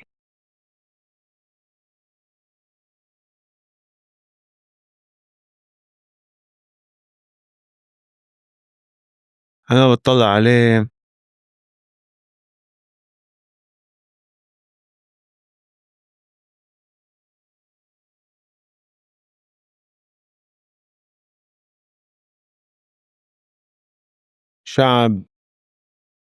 شعبنا في الداخل عنده صدمة متوارثة من 48 لليوم، وهاي الصدمة موجودة. تحكيش بالسياسة، اوعى، دير بالك. هاي جمل كنا نسمعها واحنا وصغار. عدا عن في عندك مؤسسة كاملة بتحط لك منهج التعليم، هي بتقرر شو انت تتعلم. فإذا انت ما اجتهدتش تعرف مش راح تعرف، وإذا أهلك ما وعوكاش مش راح حدا يوعيك. انت في منظومة كاملة عم تشتغل على عمليا غسل دماغ الفلسطيني وتحويله إلى شيء آخر بس مش فلسطيني. في ظل هذا كله وعلى مر سنين من القمع تيجي الإبادة اللي وصلنا فيها لحالة شلل تام سنتين تقريبا. بس كان في محاولات طبعا تبعت ناس اللي طلعوا وعملوا مظاهرات في حيفا وفي أم الفحم وشوي هون وهناك في القرى الفلسطينية، لكن مش بحجم مش بمستوى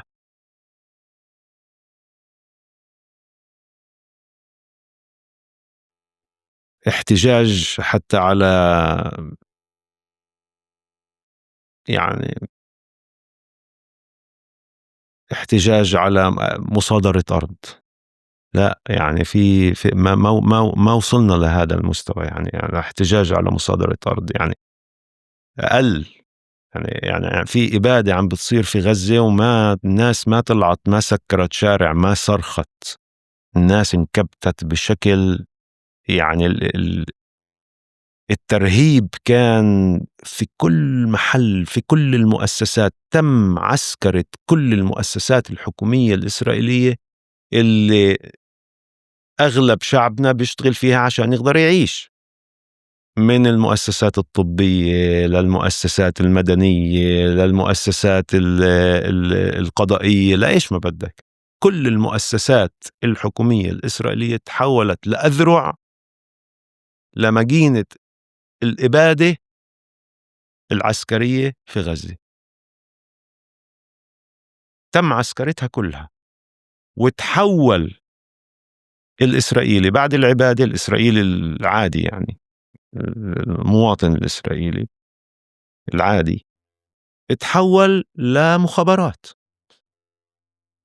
يعني اللي كان عنده أصدقاء إسرائيليين في الانستغرام ولا في الفيسبوك ولا هاي، هن هدول اللي تشكوا عليه لما حط آية قرآنية تضامنا مع شعبه في غزة، أو لما حط جملة يعني كفى لقتل الأطفال مثالا.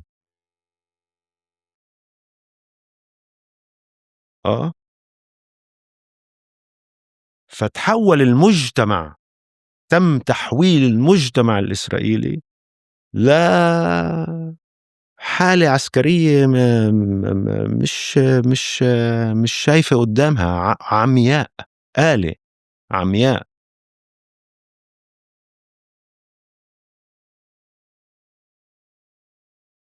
فكل هذا أنتج حالة شلل في الداخل اللي ما خلتش الناس يقدروا اللي غرقت الناس في الخوف، أرهبت الناس، فالناس ما تحركت، خوف تتقتل زي الحشرات، زي ما عم بيشوفوا في التلفون بإيدهم. الناس عم بتشوف بالتلفون كيف عم بيروحوا أهالينا، الناس أهلنا في غزة عم بيروحوا، الناس عم بتشوف بالتلفون. فخايف، الناس خافت، ارتعبت، تتحرك خوف من إنه يصير فيها زي الناس اللي عم بيشوفوها بالتلفون، زي غزة. هاي المأساة الكبرى، إنه ما صار فيه حراك بالداخل. وهي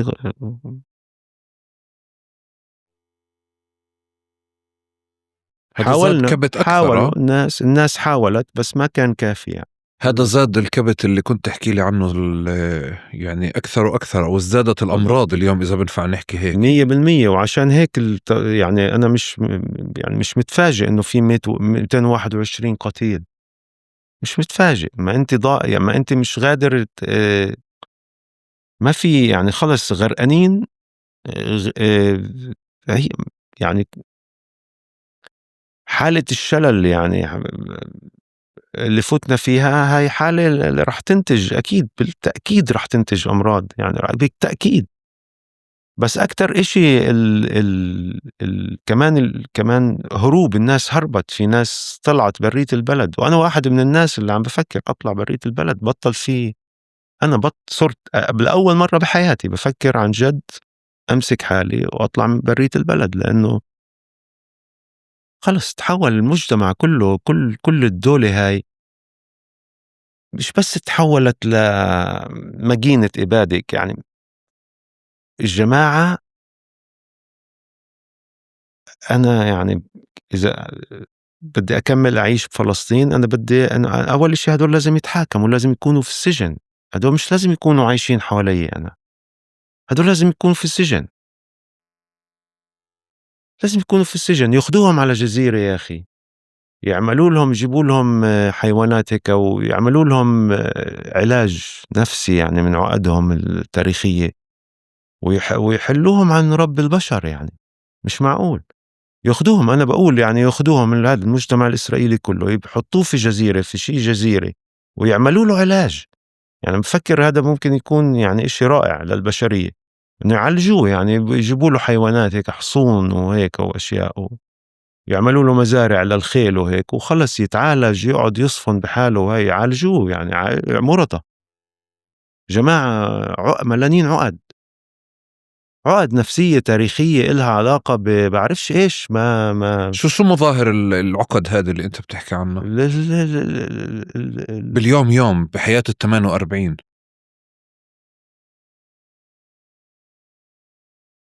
لو واحد يعني واحد بزقف لمغتصب، ما في مطالبات بتحقيق عدالة، ما في مطالبة، ما في حدا عم بيطلع بيحتج بيقول والله عملنا هيك، إحنا يا عمي متأسفين، إحنا يعني ما في ولا نتفة احتجاج اللي تقول يعني والله في حدا نسمعه في الشارع الإسرائيلي اللي عماله بيقول لأ يا عمي إحنا مش فيش. ما في يعني اللي تظاهروا ضد الحرب أغلبهن كانوا بدهن شو اسمه يطلعوا الأسرى تبعونهن يطلعوا وكملوا على غزة، مش مفرقة. يعني ما كان في صوت إله عليه القيمة وطلع وقال لأ في المجتمع الإسرائيلي، ما في. هذا على مستوى هيك خبري سياسي كبير مناخ اللي في كل ال48 باليوم يوم، بالتعاطي باليوم يوم، مثل القصة اللي كنت لي إياها اللي طلع منها كثير أمثلة في بداية الإبادة، إنه ناس فعليا كانت تبلغ عن بعض عن الستوري وعلى كذا، وفعلا المجتمع اشتغل مخابرات. اليوم أنت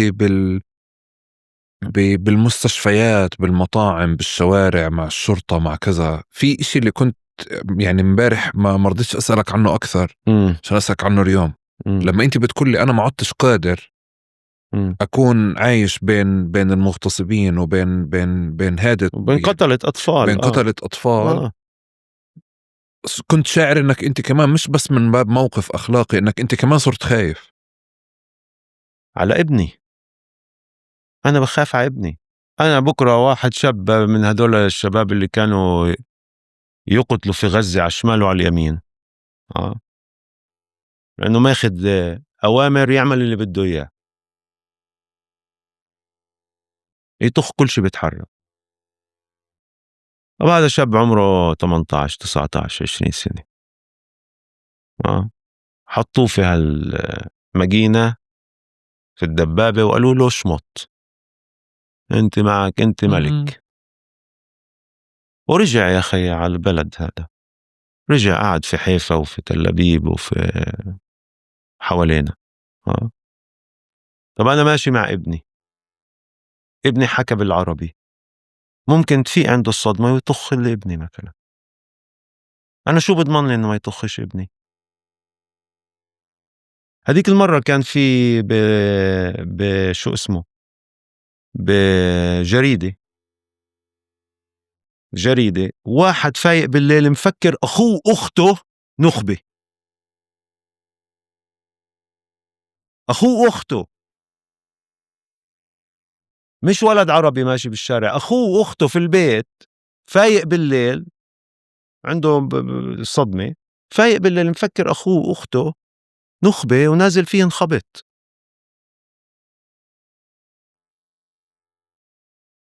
فأنت عايش مع مجتمع، يعني هذا المجتمع مريض، يعني مريض اللي بيعمل هيك وما بتم محاكمته، ما بتم إيقافه، ما بتم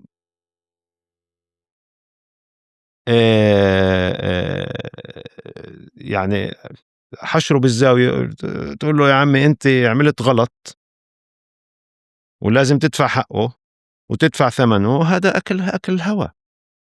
هذا بقول إنه الإبادة مسموحة بكل محل كمان، يعني الناس بالنسبة للعالم، يعني إنه إذا إسرائيل مصطت يعني من هاي طلعت من هاي الإبادة، كأنه يبدو العالم بده يمشيها، العالم لليوم ممشيها، وما حدا تحاكم فيهم، ما حدا تحاكم فيهم من رئيسهم الكبير لجنودهم، ما حدا لليوم تحاكم، والمغتصبين بزقفوا لهم. طب هدول كيف شو بدنا كيف بدك تعيد تتعايش مع هيك؟ ما كيف يعني كيف يعني واضح إنه الأشياء رايحة للأسوأ. إذا سمح لهم يعملوا النكبة وما يتحاكموش عن النكبة، هي شفنا شو النتيجة. هاي غزة. إذا سمح لهم يعملوا غزة، انتهينا. إذا ما تحاكموا بعد غزة انتهينا. إذا إسرائيل كمنظومة لم تحاكم، إذا الصهيونية كأيديولوجي لم تحاكم، أكلنا هوا في الداخل وبالضفة وبغزة. أكلنا هوا وبالمنطقة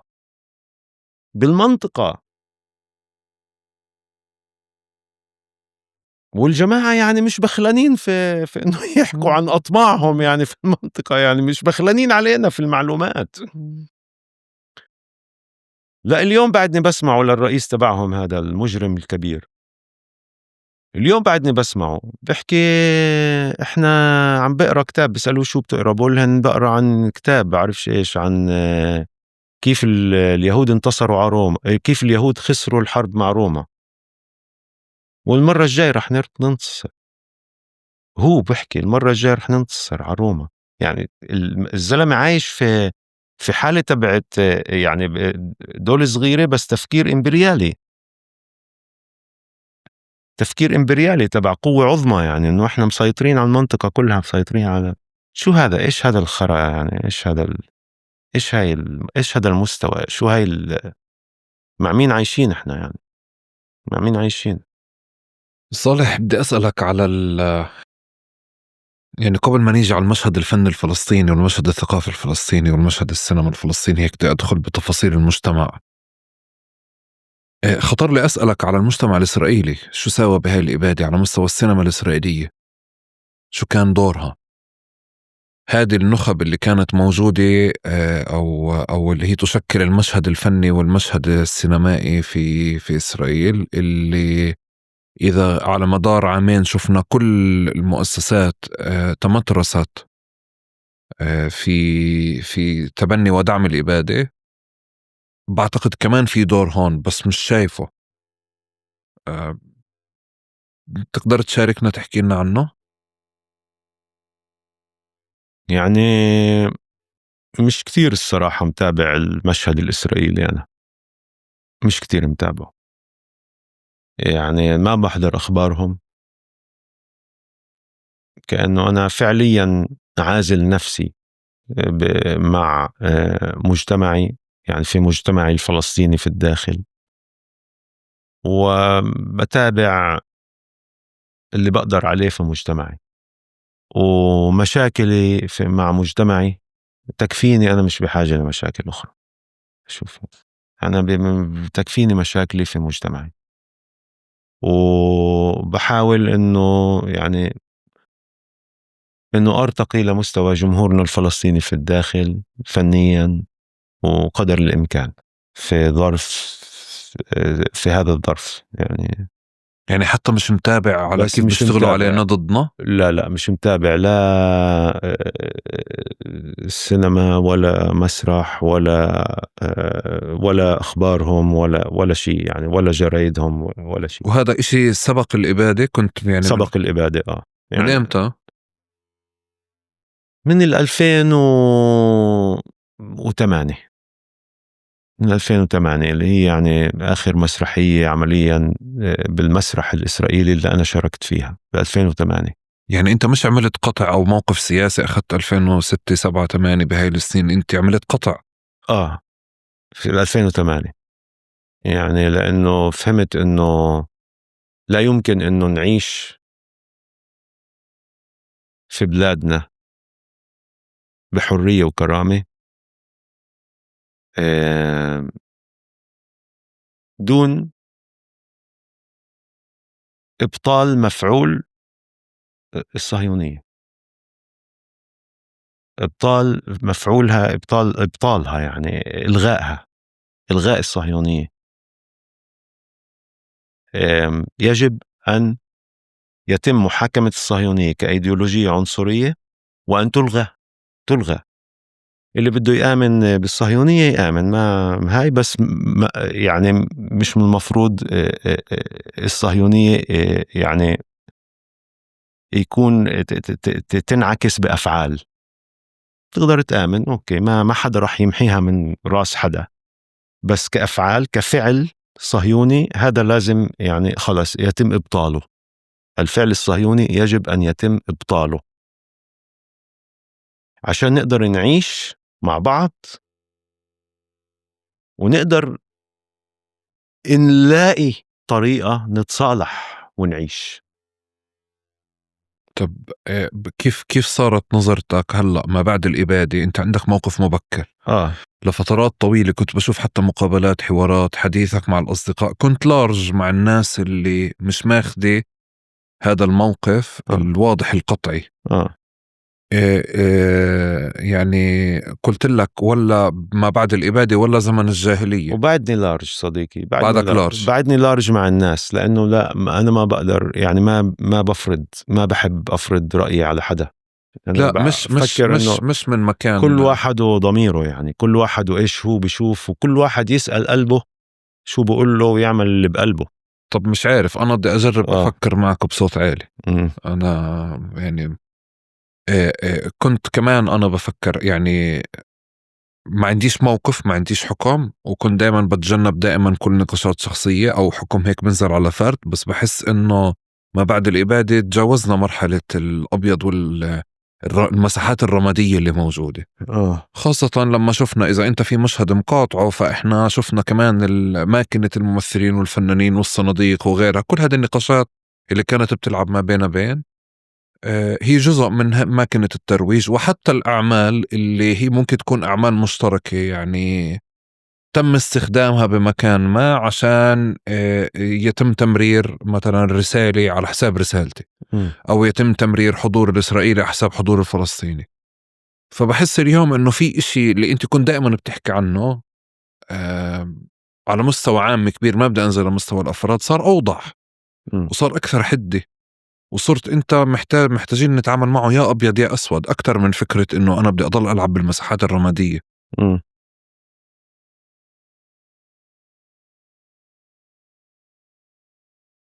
صح، اكيد يعني صرنا بمحل تاني خلص، كأنه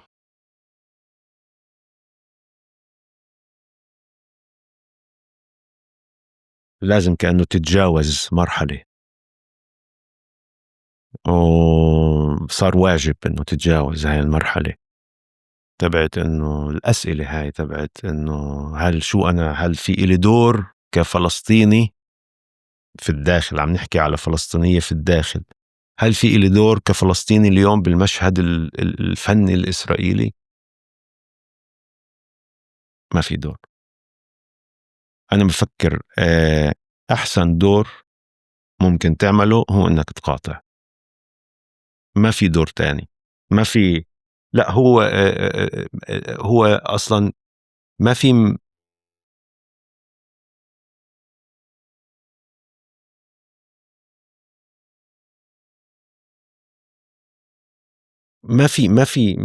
مش شايف إنه في إشي تاني أكتر مؤثر اليوم من إنه تقاطع اليوم. ما في، يعني خلص لازم يكون في حسب رأيي يعني. طبعا بالآخر هذا مش راح يصير، لأنه بالآخر في منظومة كاملة تبعت مجتمع فاقد للقيادة، فاقد للصوت الواحد، فاقد للرؤية الشاملة، اللي مش عارف أصلا يحكي شو رؤيته. الشعب مش عارف يحكي شو رؤيته لليوم، يعني شعب مقسوم على ذاته، في اللي بنادوا بعدهن في دولتين، وفي اللي بقول لك دولة، وفي اللي بقول لك يعني ما في بوصلة واحدة جامعة بتلم الناس وراها ظهر. ف صعب علي اجي واقول والله هذا اللي الكل لازم يعمله، لانه اصلا مش بهيك محل انا. يعني انا هيك خطي، هذا اللي بآمن فيه، بآمن انه بطل في محل بعد انه نشتغل مع بالمسرح الإسرائيلي أو السينما الإسرائيلية أو أي مؤسسة إسرائيلية تانية. بعدني على موقفي من ناحية المسارح العربية في الداخل. المسارح العربية في الداخل اللي بتأخذ مصاري أو دعم من وزارة الثقافة الإسرائيلية بعدم وجود بدائل مستقلة كافية. أنا بفكر إنه وجودها لحد إسا مهم لأنه أولادنا بيطلع لهن يشوفوا مسرح محلي، وفيش كيف تعمل مسرح محلي غير عبر هاي المؤسسات. أولادنا بيروحوا على المدارس الحكومية، بتعلموا بالمدارس الحكومية. فما في إمكانية إنه في هاي المرحلة من حياتنا لما الاحتلال مش سامح أصلا يكون في عنا مؤسسة ثقافية مستقلة عن جد اللي تجمع الناس من جامعة لمدارس مستقلة بشكل كأنه تعرف شامل على مساحة البلاد. يعني إنه يكون في تعليم مستقل. ما في هذا التعليم المستقل. في محاولات تبعت مدارس أهلية وهاي بس غير كافية لتعليم المجتمع كاملا شاملا.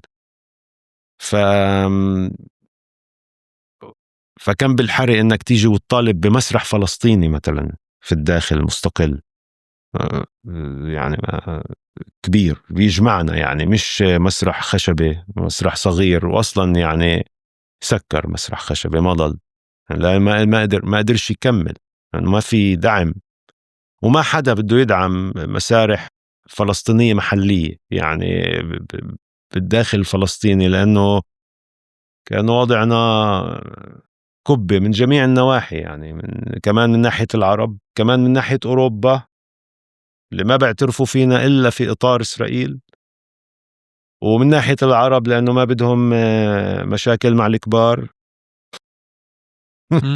ومن ناحية الفلسطينية لأنه اللي فيهم مكفيهم في الضفة وفي غزة. فهو وين بدك تروح؟ في مشكلة كبيرة عندنا، في مشكلة كبيرة. طب مع المشاكل صعب. هاي ليه صالح لسه في ناس بتروح على الفن؟ ليه بتروح على التمثيل؟ يعني مشهد أنا بقدرش أفهم كيف. قلت لك في هاي فكرة إنه في حدا بدخل جديد وزي كأنه في مسار، بعدين إحنا نوصل لمحل نقاش فاتورة الكهرباء، إنه معيش أدفع فاتورة الكهرباء. هيك بتحس القصة. ليه لسه في ناس بتروح؟ لأنه واحد مخلص ثانوية. يعني أنا إسا حكيت لك عن المسيرة المسيرة الطويلة تبع التشكل الوعي عندي أنا صالح. فكل حدا عنده مسيرة تبع التشكل وعي. يعني يا أخي ليه لازم الناس تضل تعيد تجارب بعض؟ يعني بعض. المشهد كتير صغير صالح. يعني المشهد كتير صغير، بس انت ما عندك وسائل لانه ما عندك الوسائل عشان تقدر تعمم تجارب الآخرين. يعني تجارب الآخرين ما في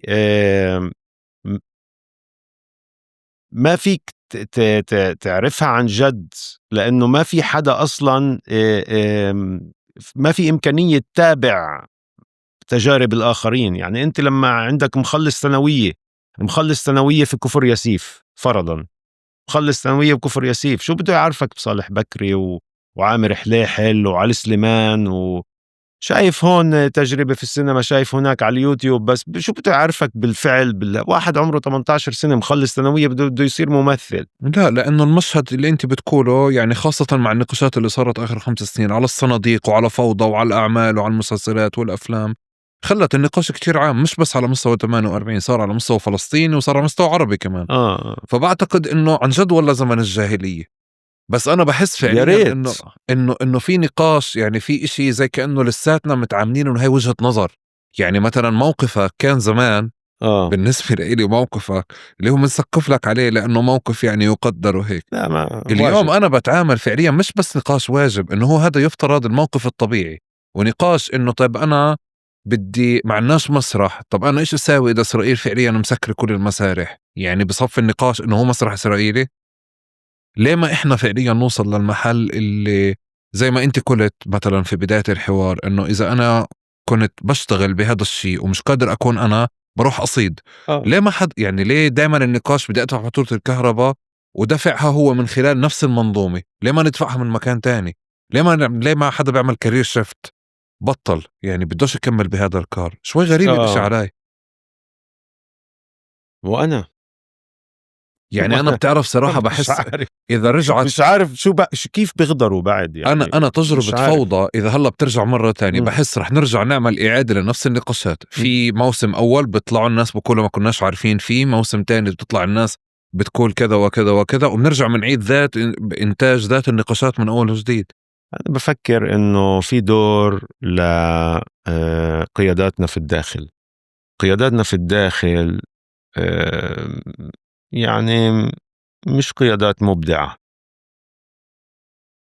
وقياداتنا في الداخل قياداتنا الوطنية الوطنية اللي عم تتعامل اللي عمليا هي بتمثل أغلب الداخل الفلسطيني، لأنه الأغلب بصوت لهذه القيادات عشان تكون في الكنيست للدفاع عن ما تبقى من حقوق للشعب الفلسطيني في الداخل.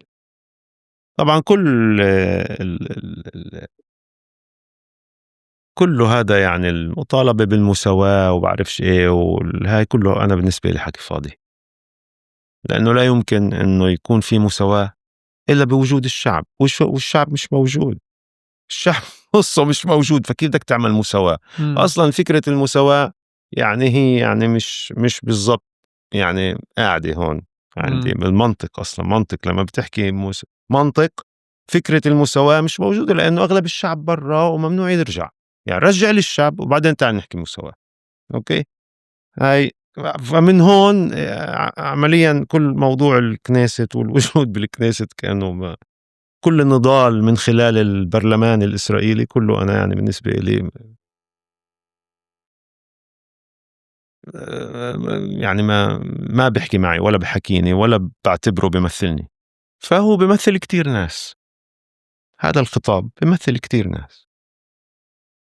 فإذا بدنا نحكي على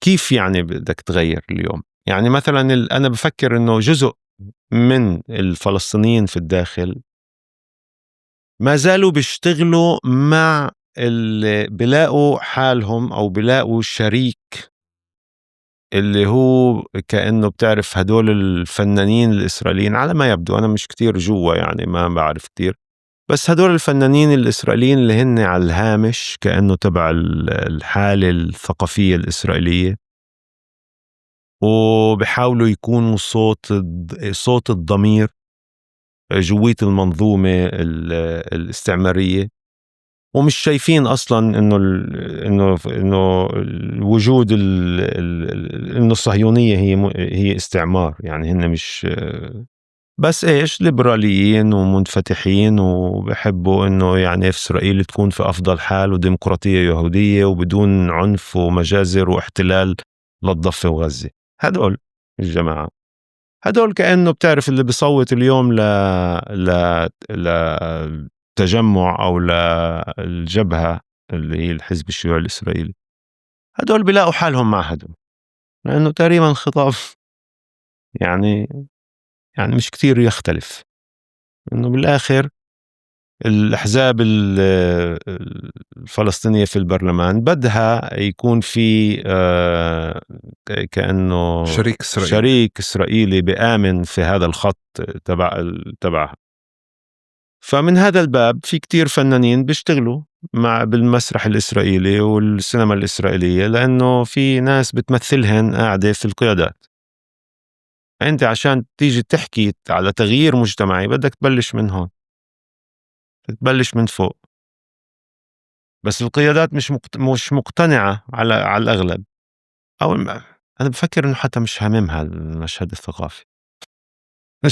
يعني الصراحة مش كتير. مستغربك وعم تشرحهم، بس لأنه يعني بحس إنه أصلا بتصريحاتهم كله يعني بزياراتهم بفعالياتهم ما بشوفش أصلا فعليا يعني في حزب عامل فعالية، ولا يعني أفرادهم كوادرهم ممكن منخرطين بس إنه الحزب على مستوى حزب إنه ممكن يفكر كيف بدنا ندعم المشهد الثقافي أو كيف بدنا نشتغل على إنه نعمل مسرحية ولا ندعم الفنان الفلاني. لا يعني ما هو كمان يعني هم الحزب مش قادرين يعني يلكوا كمان يعني بالآخر هن يعني في الجانب الوطني والحفاظ على الهوية، وهاي كأنه من خلال وجودهن في البرلمان.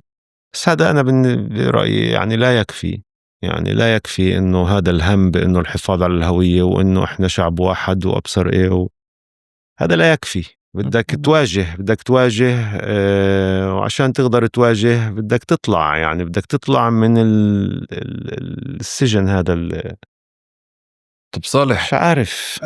أساس القصة هذه اللي بتنحكى بال48 هي أوضح لأنه فيها مشهد فج، بس هي بعموم فلسطين والأعمال الفلسطينية عموما، يعني أنه في شح بالموارد والدعم. طب ومع الوقت تزداد كلها في الأعمال يعني وتزداد المعايير. أنت يعني اليوم إذا بتشوف بنسمع عن قصة أنه في حدا مشروع التخرج تبعه ولا حدا عمل فيلم قصير بإمكانيات فعليا يعني محلية محدودة منحطه على راسنا ومندور فيه قبل ما نشوف الفيلم، لأنه بدنا ندعم هذه الفكرة أنه إحنا نخرج عن المعايير المكلفة اللي إحنا ما بنقدر عليها. ففي مشكلة شح موارد دائما بتكون موجودة وكمان في تحديات بإيجاد يعني تمويل لهذه الأعمال. برأيك كيف التعاطي مع هاي التحديات؟ يعني شو المخرج منها؟ يعني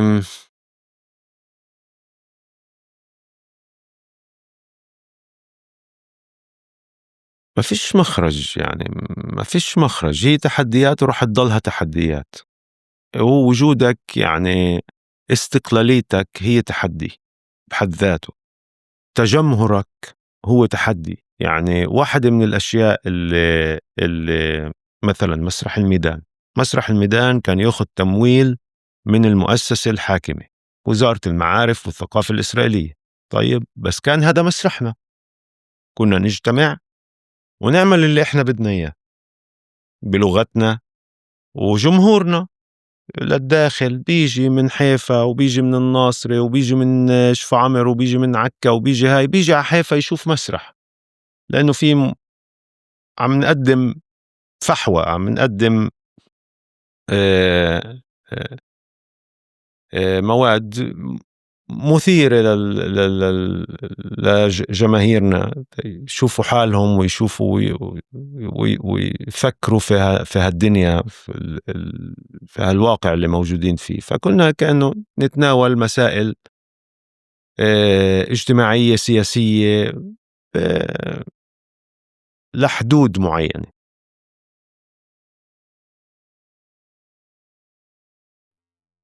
وزي ما حكيت لك إنه جمهورنا وأطفالنا، بالذات أطفالنا وشبابنا، بيطلع لهم يشوفوا مسرح. يعني بتحكي بحدود 48؟ بحكي بحدود بس 48. الاشي خارج 48. خلينا أكمل بحدود 48.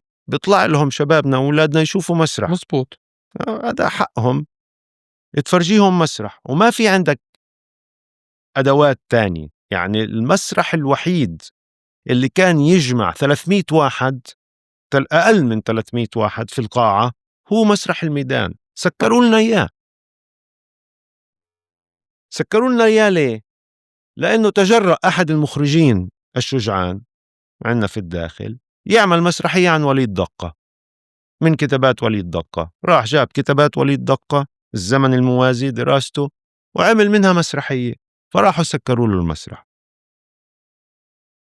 سكروا لنا المسرح من تحت راس عمليا شجاعة، أو هي يعني هي واجب، هي مش شجاعة، هي يعني هي واجبنا أنه نحكي عن عن لا هي قضايانا. شجاعة، هي بالوضع وهي هذا هي شجاعة شجاعة طبعا. صح شجاعة، هي لا لازم شجاعة، نحكي عنها شجاعة يعني. صح هي شجاعة. فراحوا سكروا لنا المسرح. طيب هذا بقولش إنه هسه فتحوا مسرح محله وعم بيهاجموه على كل عمل عم بيعملوه في المسرح اللي ما لا يليق بالسياسة الإسرائيلية. عم بيهاجموه وعم بيحاولوا يسكروه وهيك واليمين رايح جاي يشوف شو عم نعمل في المسرح.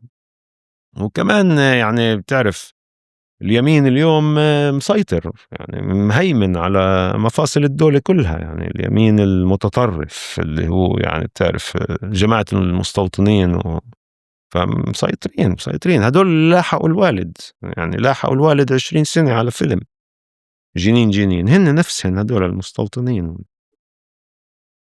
وطبعا مدعومين ومصاري واللي بدك إياه. ففيش عنا مسرح، شو نعمل؟ بدنا نحكي يا زلمة، بدنا نحكي وبدنا نجتمع. هو شغلة إنه الفلسطيني يجتمع مش على جنازة أو عرس، قصة على مسرح. لحالها. هاي لحالها قصة. ما بدهم نجتمع، ما بدهم نحس إنه إحنا والله كتلة قلبنا بنبض مع بعضه، وإلنا يعني منتواصل مع بعض، وإحنا كتلة، إحنا قوة، إحنا عم نيجي عم نحضر مسرح، عم نعمل مسرح، عم نعمل شو إحنا بدنا نعمل، شو بدنا نقول. هاي خطيرة بالنسبة للدولة هاي. فحتى هذا سكروا لنا إياه. إسا فتحوا له، رجع شاب عمل مسرح اسمه سرد، محل ميدان. عمل اسمه مسرح اسمه سرد، نفس الشيء، باخد من البلدية وباخد من وزارة الثقافة ونازلين فيه، ما مهديين له بال. وما في قصص زي وليد دقة اليوم، فيش حاجة تعمل تروح بعيد، يعني بكفي انك تحكي فلسطين على الخشبة، هذا كافي انه يجوا يسكروا لك مسرح. فشو بدنا نعمل عن جد؟ شو بدنا نعمل؟ ما هيك انتوا عم نشتغلش، تطلع برا، ما نشتغلش فن، ما لا عم نشتغلش. تشتغلوا، عم تطلعوا برا، يعني يعني خلص صرت انت مش مضطر تضلك قاعد بتفكر بمستوى محلي. صار في أعمال عربية عم بتشاركوا فيها، صرتوا جزء فعليا من مشاريع موجودة يعني عربية، صار في مشهد حقيقي موجود. بس شو قوي. مع شعبنا في الداخل؟ أنا بدي شعبنا في الداخل، أنا بدي ضلني معه، بدي أشتغل عشانه. ما هو انت بتشتغل معه، بس هذا نفس نقاش المنتخب، شو مع شعبك بالداخل كمان بده يلعب رياضة؟ مش نفس نقاش المنتخب. ليه؟ لا بده يحترف لا، كمان. أنا بدي أعمل مسرح عليه القيمة في الداخل، وبدي أعمل سينما انت عليها القيمة في الداخل. انت صالح، بدون ما يكون في للمؤسسة ما فيش الصهيونية بالإمكان. بلا فيش الإسرائيليين بده بضلوا يسكروا لك المسارح اللي انت يسكروا بتتجمع بدي ضل نحاول، كأنه هذا هو التحدي بس تبعنا. ليه فعليا انت لما مثلا فرضا بتشتغل على عمل، على فيلم، اوكي، وبتعرضه، بتحول فعليا لمادة لكثير ناس حول العالم، مش هذا منطق آخر أصلا؟ يعني ليه أنا أضل فعليا موجود بشتغل بنفس الأداء بنفس الطريقة اللي صرت عارف إنه الإسرائيليين عم بكسروها؟ ليه أنا بدي أضل محاصر حالي؟ يعني أنا بحس مثلا في إشي عظيم إنه أنا عم بشوفك باسطنبول، إنه نقاشك مش نقاش بس بال48، يعني هذا الحوار عم منخوض جانب منه عن ال48، بس في ذهنية المحاصر اللي إحنا إذا ما كسرناها على مستوى سلوك ووعي، وما فرضنا حالنا كجزء من أعمال عربية وجزء من تعاونات تانية، وفرضنا على الدول إنه تدعم هذا الإشي، بتلاقي إنه في مشهد أكبر أنت ممكن تكون جزء منه. مش قايل لا، أنا جزء منه، وعن قصد إنه أنا بطلع وبروح وبشتغل برا، بشتغل في العالم العربي، وبشتغل في أوروبا، وبشتغل في أمريكا. قبل كم شهر عملت فيلم في أمريكا مع عرب، مع مصاروي. عملت فيلم في أمريكا قبل كم شهر، وخلصناه وصورناه وكل شيء تمام، ورجعت على البلد. بس أنا مهم بالنسبة إلي أضلني أشتغل في البلد، حتى لو بترك وباجي على اسطنبول أو بروح على إسبانيا. أنا إذا رحت على إسبانيا فكرة رح أقعد بإسبانيا وأمد إجري في هالبحر وخلص وانتهينا؟ لا، أنا بدي أروح على إسبانيا، بقعد هناك، بفكر، برجع على البلد، بشتغل. أنا بعدني مش مصدق على فكرة إنك طالع، إنه إذا طلعت الله أعلم. لا الفكرة بحد ذاتها يعني من يعني مش قادر أتخيلك ولا أنا يعني قاعد ماد جريك على بحر وقاعد بتفكر. لا صعب، مستحيل. لا يعني انت يعني ما هو رح أرجع، رح يضل اجري نص اجر برا. انا عارف شو رح يصير، رح يضل في نص اجر برا ونص اجر جوا، زي ما انا عايش اسا جوا. انا عايش جوا ونص اجر برا، نص اجر جوا، نفس الشيء. بس القصة انه رح انقل محل يصير اجري كأنه غاد ونص اجر في البلد. مفهوم. بدل كأنه رح اعمل العكس كأنه. بس هاي القصة، لانه اغلب شغلي عم بيكون برا، يعني نص السنة أنا بريت البلاد. طب ارجع لي معلش، شو أنت بتحكي قاعد يعني بنحكي على أكتر من مستوى كويس بتعريف الفن عموما، شو وظيفته بهذا الوقت بهذا اليوم ب2025 بعد عامين من الإبادة، لما بدنا نحكي فعليا في أدوار متعددة وما بدنا نحمل الحالة أكثر مما ينبغي. مرة بنحكي بفكرة إنه لازم نتجمع، بتحط عليه عبء إنه هو لازم يكون بدور الأحزاب والمؤسسات الثقافية والمؤسسات السياسية إنه تجمع الناس على بعض ويحكوا بهموم مع بعض. بنحكي برا، أنا بتعامل معك كسفير من كل الناس اللي يعني بتخوض هذه الحوارات برا. ففي أكثر من إشي، وبحس طوال الوقت إنه أنا بدي إياك تعمل أدوار أكثر، بس كمان خايف من إنك تشعر بثقل وتوقع. فعشان هيك حتى بداية الحوار كنت بقول لك شاعر بثقل. فعرف لي فعليا الفن شو دوره اليوم بهذا الظرف، شو نتوقع منه بشكل عادل من غير ما نثقله. بتطلع على تجارب الآخرين خي أحمد، بتشوف إنه بتقرأ غسان كنفاني مثلا. غسان كنفاني كتب عن مرحلة بس أبد هاي المرحلة. أنا خلاني أفهم غسان شو يعني إنك تكون لاجئ في لبنان وإنك تحمل سلاح عشان تحرر بلدك وترجع على بلدك. لولا غسان كان انتسى اللاجئ الفلسطيني في لبنان. غسان موجود أنا بالنسبة إلي بخلفية صبرا وشتيلة وبخلفية تل الزعتر وبخلفية عين الحلوة. أنا بشوف وجهه لغسان هناك، روحه شبحه. هاي وظيفة الفن والأدب، إنه تضلها موجودة في وجداني كفلسطيني كإنسان، تضلها موجودة في إنشاء موجودة في وجداني، لأنه هذا اللي راح يضل يحركني عشان أحقق اللي بدي إياه وأحصل على اللي بدي إياه وأجيب حقي غصبا عن الدنيا. بدي ضلني راكم لحد ما نكون جاهزين كناس كشعب إنه نحقق اللي بدنا إياه، نعيش بكرامة في بلادنا وبحرية. طبعا هذا اللي بدنا إياه. وهون دور الفن هو تأبيد هو تأبيد لحالة اللي ملهمة للأجيال اللي بعده، ملهمة. أنا غسان بلهمني، محمود درويش بلهمني، حسين البرغوثي بلهمني، مريد البرغوثي ملهم. كلهن هدول بلهموني، أنا براكم عليهن.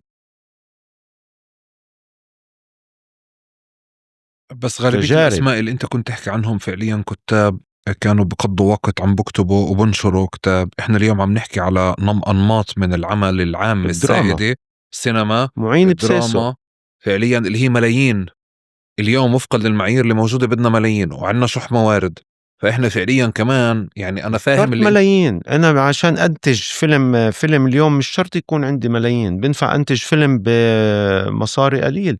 في مخرج إيراني عمل فيلم بالتلفون ووصل كان انت. طب هذا بنحكى فعليا انه مثلا الناس اللي شغالة بالعمل ما بتقبل، انت بتقبل تاخد أجور زهيدة؟ طبعا يا زلمة، أنا إذا في عندي مادة مرتبة وفيش مصاري تعالوا نعملها. شو المشكلة؟ شو المصاري هي اللي بدها توقفني أنا؟ طب بنحكى من مكان تاني كمان انه المعايير الانتاج والجودة صفت هي اللي بتنجح العمل نفسه. في ذائقة مشاهد ما عادش بيعترف في التصوير الضعيف او الإضاءة الضعيفة فرضا او المكساج الضعيف او ايا كان. لا أؤمن. أؤمن بالجودة النص، أؤمن بالبناء الدرامي، أؤمن بقدرات الممثل، لا أؤمن بالتقنيات. التقنيات شيء بائس. أؤمن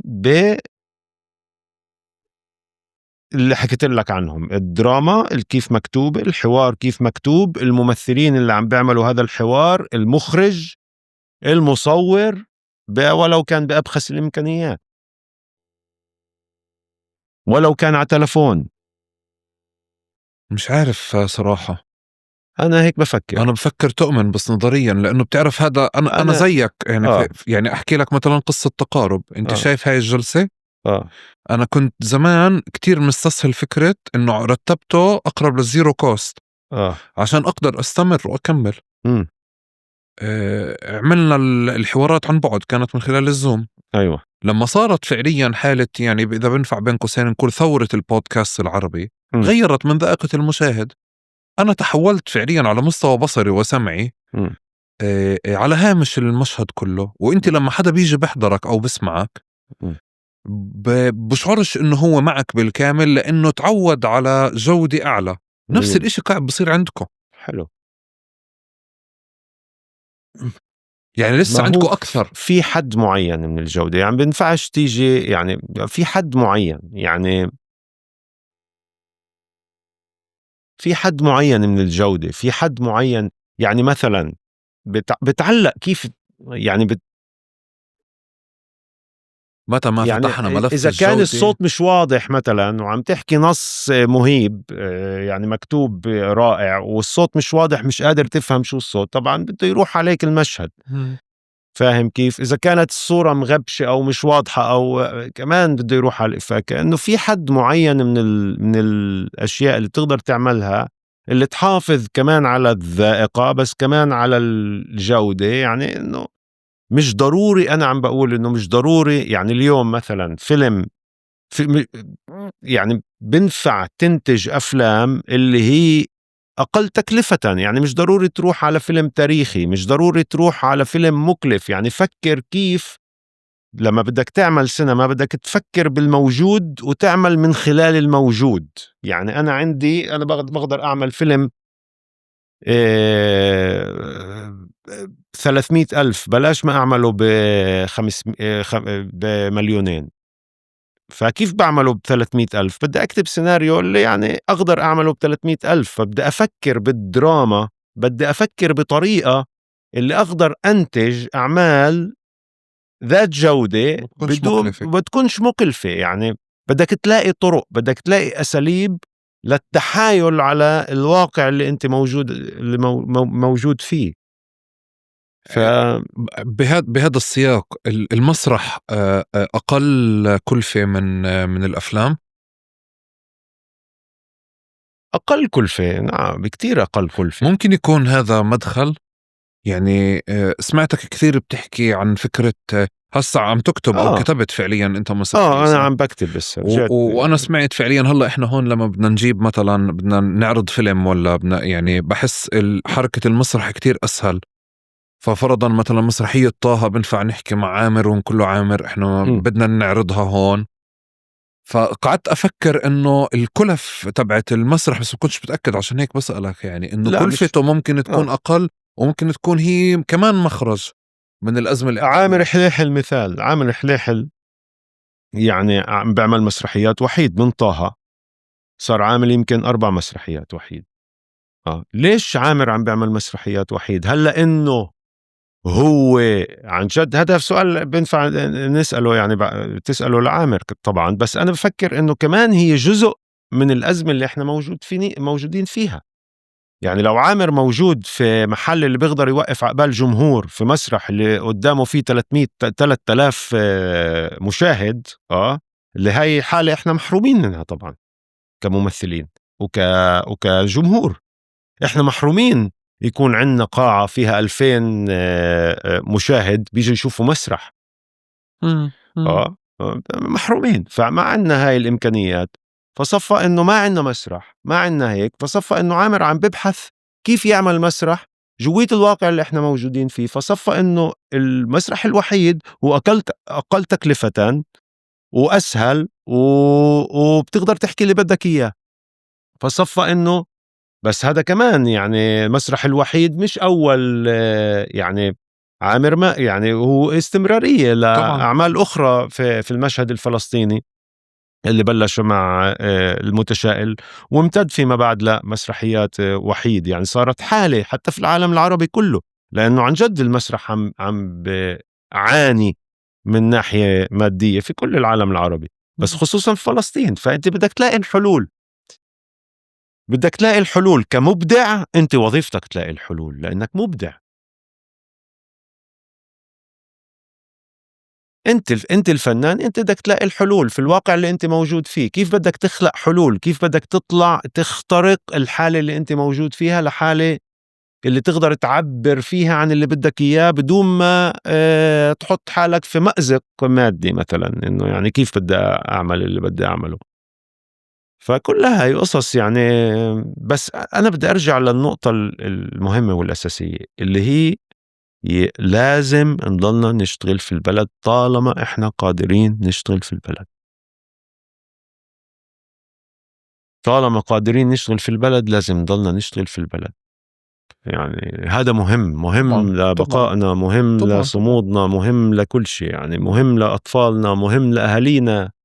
انا ابدا ما بفكر، يعني حبيت انه سكروا مسرح فتحوا مسرح، م- مش من مكان فعليا. حتى م- بكره المزايدات والاحكام الشخصيه م- يعني.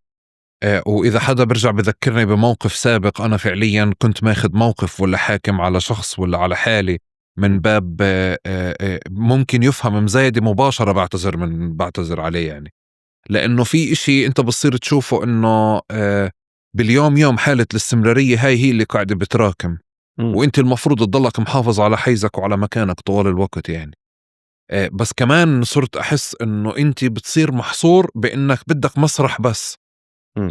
يعني بتصير محصور إنه عشان بدك تعمل فيلم لازم يكون في شركة مدعومة من دولة ما هي اللي بتدعمك، ما غير هيك الفيلم تعملوش صعب بتفكرش فيه. تعمله. صرت أنا قاعد بفكر إنه إذا إحنا وصلنا لهذا المنطق فيه مشكلة. يعني لازم نتحرر من التقنيات، لازم نتحرر من إنه هذه المعايير العالمية اللي موجودة اللي ناس فعليا تحتاج لكلها في الدنيا عشان تعملها، ونفكر بأدوات مختلفة، يعني بشكل آخر مختلف. صالح، بذات السياق كنا حكينا بشغلة إنه الناس لما بتحضر اليوم أفلام عن فلسطين مباشرة بتصير تقول هذا بمثلنا أو ما بمثلنا، ومش من العمل الكلي، من قدر ما إنه حتى على مستوى الشخصيات بسلوكها بحياتها.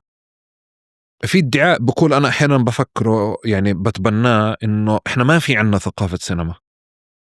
فأنا لما بحضرك فعليا إذا أنت بتسب بقول وبحبش صورة الفلسطيني تطلع إنه بسب، تمام، بصير أقول لا، يعني هذا العمل لا يمثل الفلسطينيين.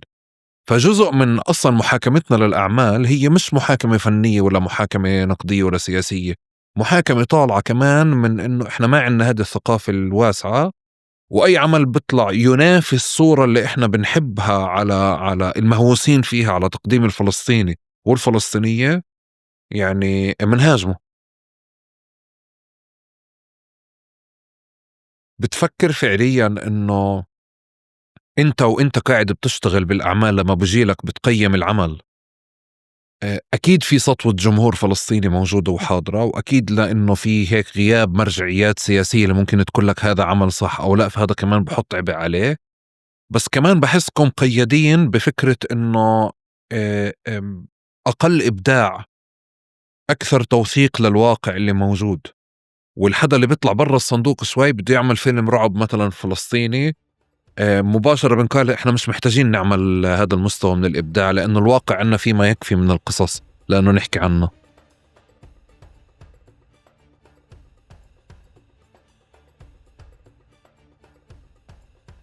تفضل. بالنسبة لسؤالك أحمد، يعني إحنا للأسف يعني الأثمان اللي دفعناها يعني كبيرة وكبيرة جدا. منها إنه ما صار في عنا سينما اللي اتطورت بحكم إنه راحت فلسطين وراحت المدينة الفلسطينية. اللي كانت تنتج ثقافة دمرت عمليا. فما صار في يعني حتى المسرح الفلسطيني اللي كان قبل 48 اللي ما استمر يعني. فصار في قطع لعملية صار في قطع لهذا القطار الثقافي اللي كان ماشي في هالبلد وانقطع، توقف. ومش بس هيك، اللي تصور فلسطينيا بعد 48 وقبل 48 المادة البصرية السمعية تبعتنا انسرقت في 82. يعني كل المواد اللي كنا ممكن نراكم عليها انراحت كلها، موجودة في الأرشيف العسكري الإسرائيلي لليوم في تل أبيب. فإحنا ما في عنا إمكانية نطلع على موادنا السمعية البصرية لحد 82. احكي لي قصة هذه المصادرة. ب 82 دخل الإسرائيلي في الاجتياح الإسرائيلي. في 82 دخل الجيش على الأرشيف الفلسطيني اللي أيامها كانت منظمة التحرير، يعني عم تشتغل شغل رائع في هذا المجال، في أرشفة المواد السمعية البصرية الفلسطينية. وكانوا حاطينها في بناية عمارة 3-4 طوابق في بيروت. دخل الجيش الإسرائيلي، أول ما دخل اجتاح لبنان دخل على العمارة وسرق كل ما فيها، انسرقت. وهذا الحادث عمل قطع وهذا الأرشيف عمليا، هذا كان أرشيفنا، هذا كان عمليا مين إحنا، شو صار معنا بصريا وسمعيا، شو صار معنا ل 82 اللي عمليا كان لازم يستمر، كان لازم يصير أرشيفنا يعني ويصير في عندنا وين ما بدنا ندخل عليه. وممكن كان يتحول في اليوم في وسائط كثيرة، منها بودكاستات، منها يوتيوب، منها كان ممكن بتعرف ينطلق يعني وينتشر ونشوفه ونسمعه ونشوف حالنا مين كنا وشو إحنا وشو صار معنا بالتفاصيل. هاي كله راح وين؟ في الأرشيف الإسرائيلي. الأرشيف الإسرائيلي العسكري يمنعنا من الدخول. وفي شي مخرج إسرائيلية دخلت اسمها رونا سيلع مؤخرا قبل كم سنة، وعملت فيلم عن الموضوع اسمه Looted and Hidden Palestine Looted and Hidden Archive. موجود على الفيميو، حطته على الفيميو يعني. وحكت هي يعني حكت انه هي مش عامله الفيلم عشان اشي غير انه تقول انه هاي المواد موجودة في الأرشيف العسكري الإسرائيلي، وهذا اللي قدرت تحصل عليه، وهاي المواد لا يحق لأحد أن يتصرف فيها غير الشعب الفلسطيني. هيك حكت هي. فكان موقف يعني تمام. فمادتنا رايحة. فبلشنا يعني السينما وينته قبل كم يوم، يعني نسبة في تاريخ السينما يعني امبارح. والأفلام اللي عملناها معدودة على الأصابع يعني السينما اللي عملناها. ففيش يعني بديش أحملنا أكتر من طاقتنا. لا، هاي لفتة مهمة. بديش يعني حالة أحملنا. القطع اللي انت قاعد بتقولها، لأنه وانت قاعد بتحكي بس بفكر لما بتروح على بدك تدور على فيلم مثلا سوري، على فيلم مصري، على فيلم أي كذا، بترجع بتلاقيه لسنين لورا. وكانت بتلاقيه. متاحة بتورنت لما كانت الأشياء تنعرض على الإنترنت، كانت متاحة. ترجع بتلاقيه صح. والأعمال الفلسطينية بتحسها دايما في حدا متطوع هيك لمها على إكسل شيت وحدة، يعني يمكن جمعها على إكسل شيت. فهسا اللي انت بتقوله صار يعني فسر لي حالة من القطع يعني. هاي شغلة يعني أنا ما كنتش أعرف أصلا، وإنه ولا مرة سألت وين راح. يعني هل معقول ما حدا يعني صور كل هاي الفترة؟ لا، كان في مصورين وكان في مواد مصورة قبل 48 موجودة في الأرشيف، وبعد 48 وين كلها راحت؟ هي عندهن.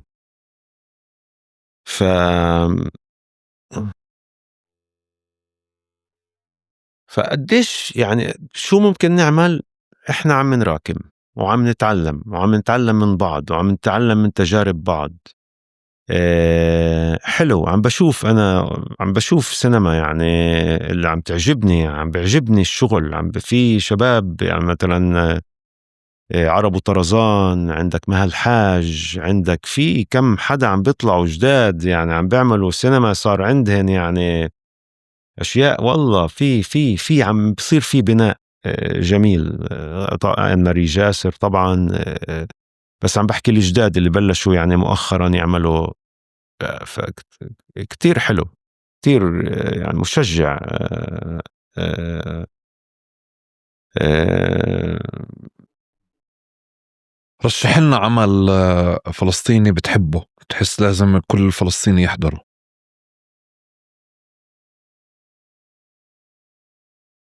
بعرفش أقول لك عمل يعني كل فلسطين لازم يحضروا. هو إذا بدي أقول لك عمل ما كلنا قردين وحارس يعني. فبدي أقول لك عمل بيصيروا يقولوا يعني ليش هذا، ليش مش هداك، طب ليش. هي نعمل 3 فخلص. أعمال هيك يعني، ما يعني بظن بتحكي على كل الأعمال المنيحة ب3 أعمال. لا، بدنا فعليا ترشيحات.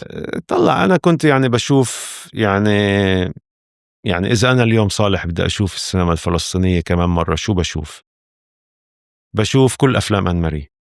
بشوف كل أفلام شو اسمه إيليا سليمان. بشوف كل أفلام مها الحاج. بشوف أفلام عرب وطرزان 2، واحد اسمه غزة منامور، وواحد اسمه كان يا مكان في غزة. هدول 2 بشوفهن كمان مرة. أه بشوف أفلام كمال جعفري كلها كمان مرة. أم، بشوف أفلام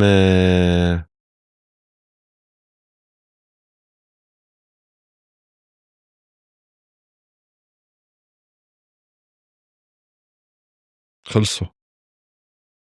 ممكن خلصوا ممكن لا. ولا متردد بفكر. في إشي براسك، متردد تحكيه ولا لا؟ لا عم بفكر، بس عم بستذكر يعني، مش متردد. هدول كافيين بستذكر. أصلا يعني، برفع انه الطول القائمة. بس إذا بدي اه أسألك من مكان تاني، أفلام بتقول مش لازم نشوفها لأنه يعني بتسيء أو بتضرب بروايتنا، مش بالضرورة تكون يعني بالسينما الفلسطينية أو أعمال فلسطينية. ضحكت. يعني انا ما كنتش بشوف فيلم أميرة. او اذا شفته ما كنتش بعيد اشوفه يعني. فيلم تافه جدا. آم، طب شو وداك عليه أنت؟ ما انا اشتغلت فيه. انا عملت دور صغير فيه للاسف الشديد واعتذرت عليه. ما بحب الفيلم، فيلم مسيء. فيلم مش مسيء وبس، فيلم اجى ركز على المتردي اللي فينا، واحنا مش ناقصنا تردي. احنا بدنا حدا يرفعنا مش ينزلنا الصراحة يعني. وأنا مش هذا اهتمامي الصراحة. المتردي موجود في كل شعب. كل شعب عنده التردي تبعه.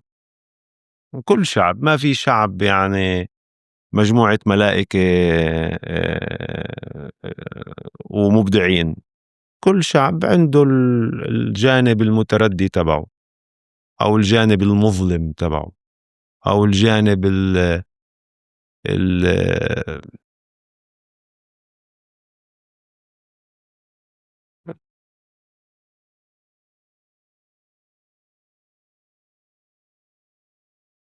المعتم تبعه.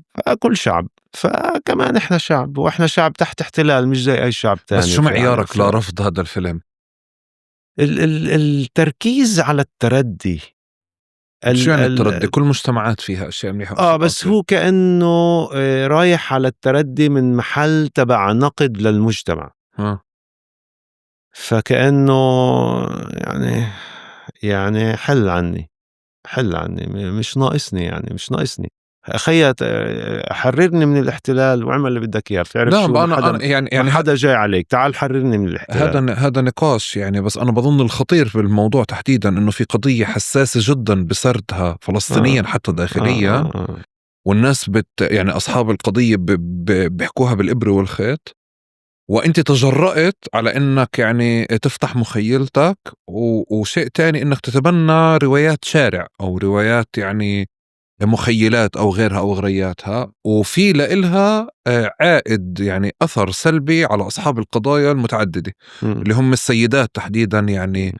فاللي عنده خلفية اجتماعية يعني بيعرف قديش السيدات عليهم ضغوطات أصلا إمم. بالأساس، اللي مشوا بهذا المسار، فعمل مثل هذا بكرس هذا الأثر السلبي، فمن هون بيجي رفض للعمل يعني. مش بس من هون، في كمان بُعد اللي هو يعني مهم مش بأقل درجة، يعني هو مهم جدًا، واللي هو كيفية تصوير هذا المجتمع. يعني شو عم بتقول عن هذا المجتمع؟ المجتمع، يعني أنا فيلم أميرة بيحكي عن مجتمع منغلق، مجتمع عنصري، مجتمع غير متقبل، مجتمع محافظ بدرجات مرضية، مجتمع كأنه هاي الأشياء اللي مركز عليها. أنا يا عمي مش ناقصني، حل عني يا زلمة، حل عني. إحنا صورني كيف بتحب غرقانين. تشوفني يعني. بالضبط. أنا يعني حل عني. أنا بدي أنا إذا بدي أحكي عن عن أنا صالح هسه عم باحكي عن حالي، أنا كيف باشوف السينما. أنا بدي أحكي عن ناس بيستاهلوا ينحكى عنهم. حبيت تعريفك لهذه القصة أنا. ما يعني عندنا ملان عالم بيستاهلوا تحكي عنهم. فليش تاركهم هدول ورايح لي على المتخلف؟ ليش مركز على المتخلف اللي فينا؟ ما في ناس عن جد بيستاهل تكتب عنهم. في أعمال أخرى براسك مش لازم نشوفها؟ آه.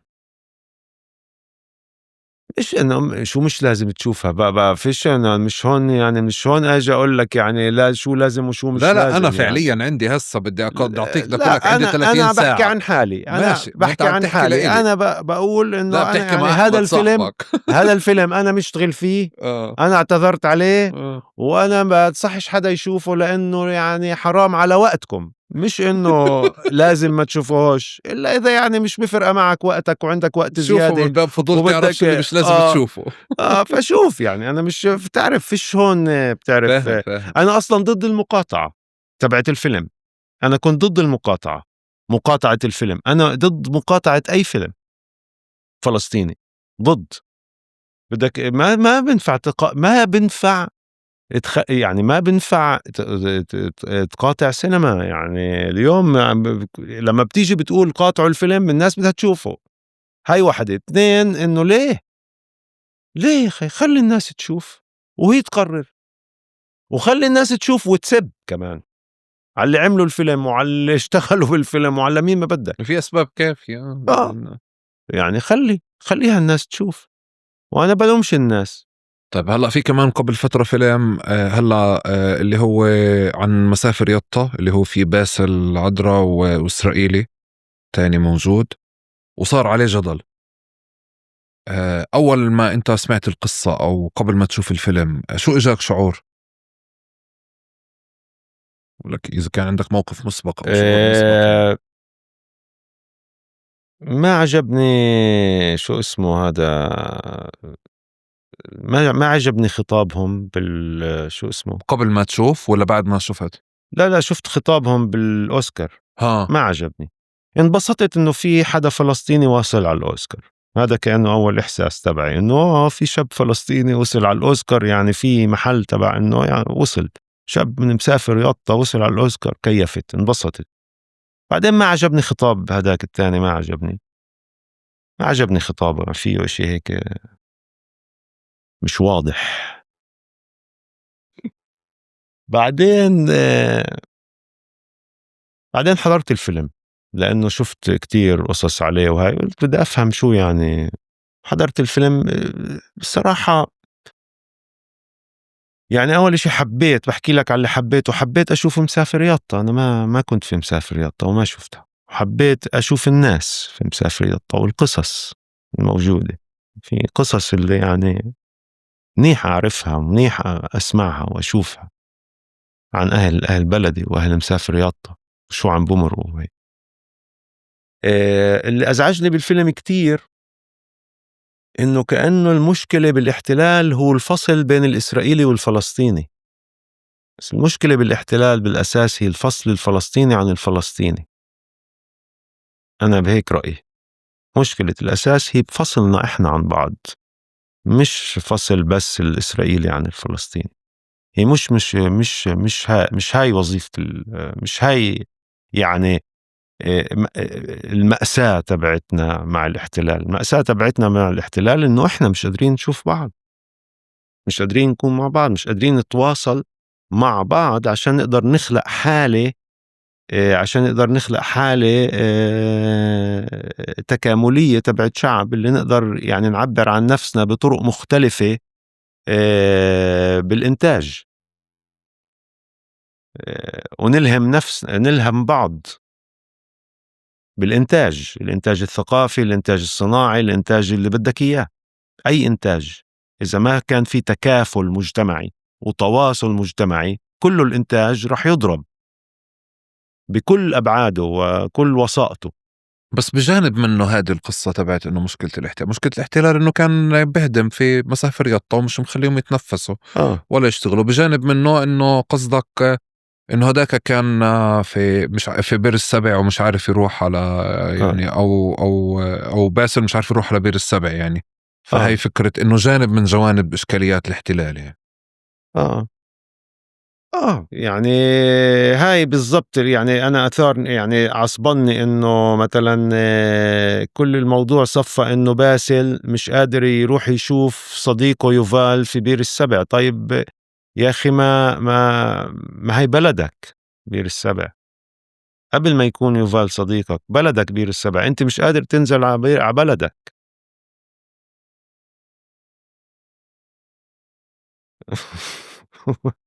وأهل بير السبع مش قادرين يعني يجوا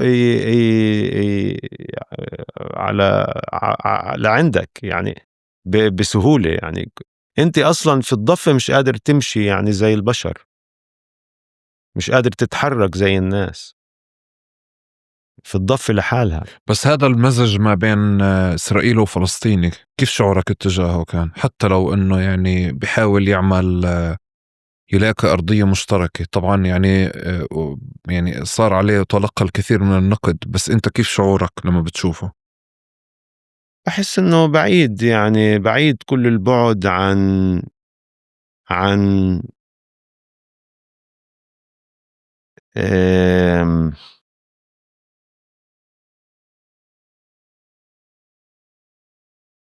بعيد كل البعد عن الجوهر والمشكلة الأساسية تبعتنا اللي هي الصهيونية. هي مش الاحتلال، هي وبس الاحتلال اللي بلش بال67. لا، هو الصهيونية هي مشكلتنا الأساسية. إنه الصهيونية هي حركة عنصرية استيطانية إحلالية ذات أبعاد تبعت فصل عنصري وإبادية. يعني وهي بس تشكل.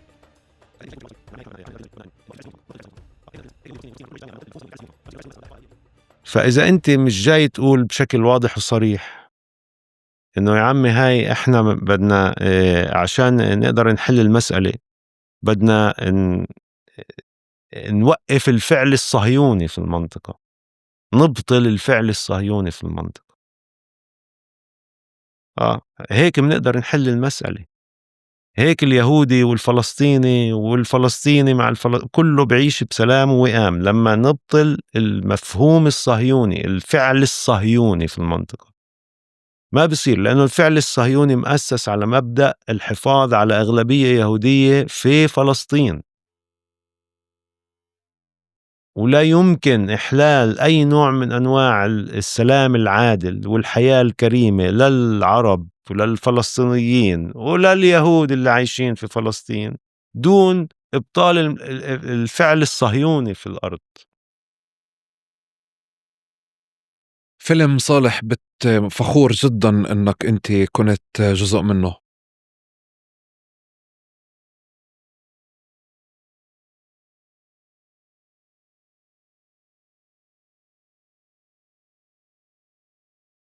مش فخور بشي، بحب أعمالي يعني وراضي عن أفلامي بشكل عام، ما عدا 3 4 يعني ما بطيقهنش. ما فيش 3 أفلام يعني مش هالقد، واحد منهن أميرة ضروري نذكرهن كلهن.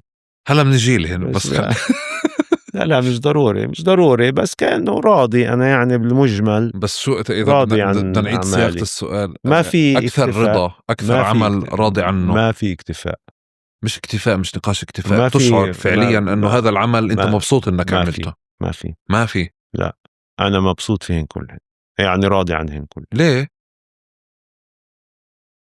لأنه زي ولادي. إسا أنت بدك تيجي تقول لي يعني هذا ابنك، هذا مين أحلى، هذا ولا هذا، مين بتحب أكتر، هذا ولا هذا؟ ما أنا حاطط روحي فيهم كلهم، يعني حاطط روحي، إن جاي حاطط روحي وجسدي وكل حالي في هالفيلم، ويعني مش مقصر، يعني مش محاول قديش بقدر إنه ما أقصرش في ولا أي شغل عملته.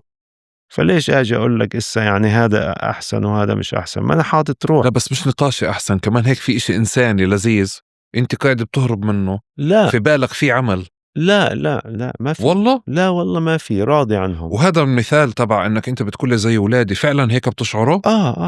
آه فعليا يعني كلهم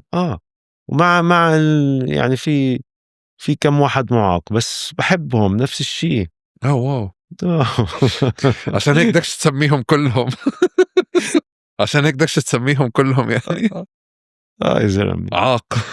آه كم ولد هيك عم طلعوا، بس خلص أنا حطيت روحي، فاهم، حطيت روحي ما بقدر.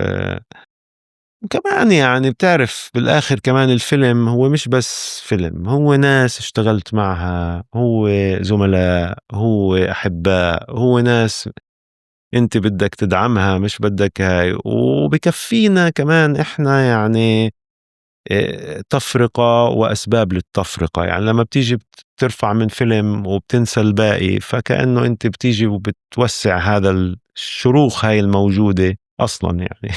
ومش ناقصنا يعني كثير شروخ للأسف شديد في مجتمعنا، خصوصا بين الفنانين وهاي. لأنه بالآخر كمان الانقسام العربي الكبير والانقسام الفلسطيني اللي هو انعكاس للانقسام العربي الكبير ينعكس كمان على الفنانين اللي هن أجساد مجسات للأحاسيس. يعني هن فنانين كتير يعني زي الإسفنجة، أي شيء بنعكس عليهم.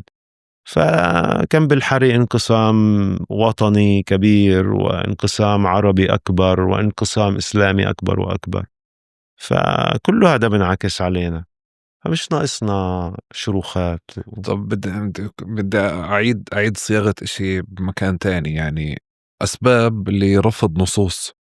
ما بدي نصوص. هذا يعني بالتأكيد يعني أغلب الأفلام رفضتها. يعني أغلب الأفلام يعني الأفلام اللي رفضتها أكتر من الأفلام اللي عملتها.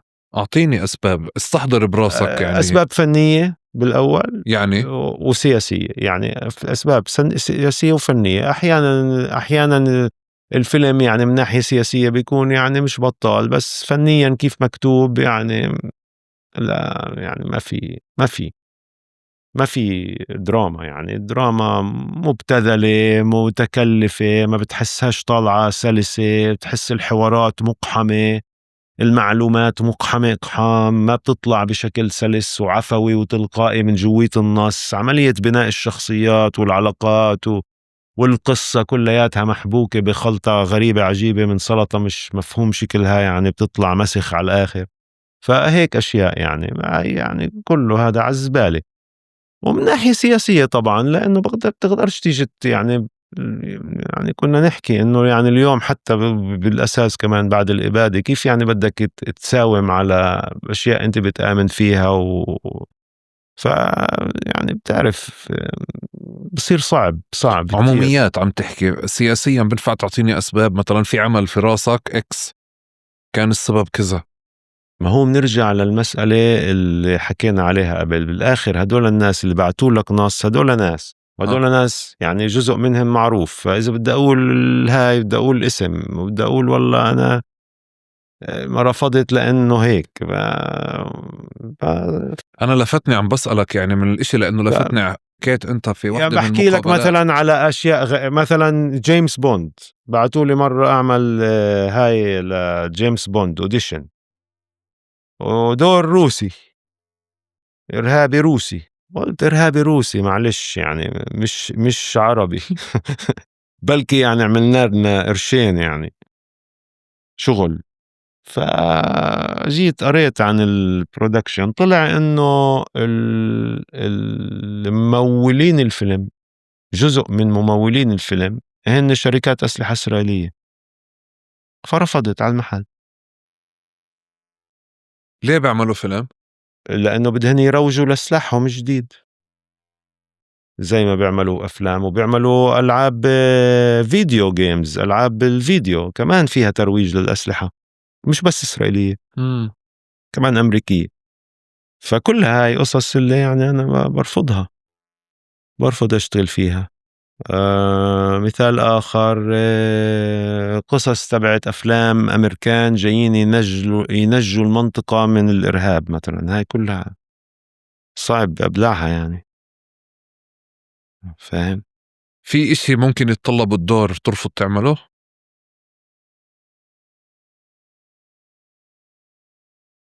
هلا إذا فيه يعني إذا فيه يعني إباحية غير مبررة بقدر أسميها. ما عندي مشكلة مع التعري مثلا، يعني ملحوا هذا البحر تعريت قدام الدبابة قدام الجيب العسكري، وياما الفلسطينية تعروا قدام الجيبات العسكرية وعلى الحواجز. فبدي أستحي إسا أجي أعمل الإشي قدام الكاميرا لأنه يعني بفيلم مش حقيقة؟ ما أنا عم بصور الحقيقة وهيك بصير بالواقع، وخد شلحت قدام الجيب في الفيلم. مش ما عنديش مشكلة مع الإباحية من هذا النوع اللي جاي تقول شغلة اللي يعني أكبر من الإباحية، بتصفي الإباحية بطلت إباحية هون، صارت موضوع تبع احتلال، بطل الموضوع تبع انت يعني في موضوع جنسي هون، لا هون صار احتلال، هو اللي عم بجبرك تتعرى، عم بخليك تتعرى، جزء من الإذلال والإهانة فصار في موضوع آخر هون مش موضوع تعري وبس، مش موضوع إباحية، لا وأصلا ممنوع نعمله موضوع إباحية، إنه موضوع احتلال وإذلال وإهانة لازم. فبتعلق وين يعني وكيف يعني الأشياء بتنعمل يعني من ناحية هاي يعني ما عندي مشكلة مع التعري مثلا، إذا هذا كأنه هذا الإشي من وراء السؤال يعني. لا مش بالضرورة هو، بس بحاول أكتشف كمان. أنا بعرفه هاد لا ما عادة عندي، بنسأل ممكن تعمل دور بوسي، ممكن تشلح لا هيك وما يعني. عندي مشكلة بس أعمل دور أي بسأل على دور أشياء حتى أخرى، أشياء تانية إذا في يعني. ما عندي مشكلة أعمل أدوار مختلفة عني، ناس اللي أنا مثلا يعني بعتبرها مثلا اللي ما يعني بعيدة عني أخلاقيا وسياسيا، ما عندي مشكلة أعمل هاي الأدوار إذا كان الفيلم بالمجمل بالمطلق عم بحكي إشي منيح وأنا عم بدعم الفيلم من ناحية الدور اللي عم بعمله، فاهم كيف؟ فساعتها ما عندي مشكلة أعمل دور اللي يعني يناقض أخلاقي وقناعاتي السياسية. أنا فنان بالآخر، ممثل، فإذا شفت إنه الفيلم بيستاهل إنه أنا أكون جزء منه طبعا بالعكس، حتى تحدي بالنسبة لي أعمل شخصيات اللي هي كأنه أنا يعني ما بعتبرها بعيدة كل البعد عن شخصي أنا. صالح، احنا في تقارب. آخر قسم بنعطي الضيف مساحة حرة بلا سؤال، لا إضافة، لا أي إضافة، لا أي فكرة، لا أي شيء فاتنا الحديث عنه، لا أي شيء حاب تركز عليه. هذه مساحتك الحرة، ودائما نعتبر هذا الحوار الطويل هو شهادة تاريخية مش مجرد حوار يعني. فممنون لك عليه، وهذه مساحتك، فشاركنا تفضل ما تريد. حبيبي أحمد، كتير كتير انبسطت بالحديث معك، هذا أول إشي، وكتير انبسطت أتعرف عليك. أنا يعني كتير هيك انبسطت فيك وفي يعني في علا وفي عبيدة يعني اللي عرفوني عليك. يمكن هيك أجمل شيء صار معي في إسطنبول الصراحة، أنه تعرفت عليكم. وكتير انبسطت إنه دعيتني أعمل بودكاست، يعني هذا بشرفني وشرف إلي إنه أكون معك هون في البيت مع الناس الطيبة الآخرين اللي بيجوا بتعمل معهم بتحاورهم. شو بدي أضيف؟ بدي أقول إنه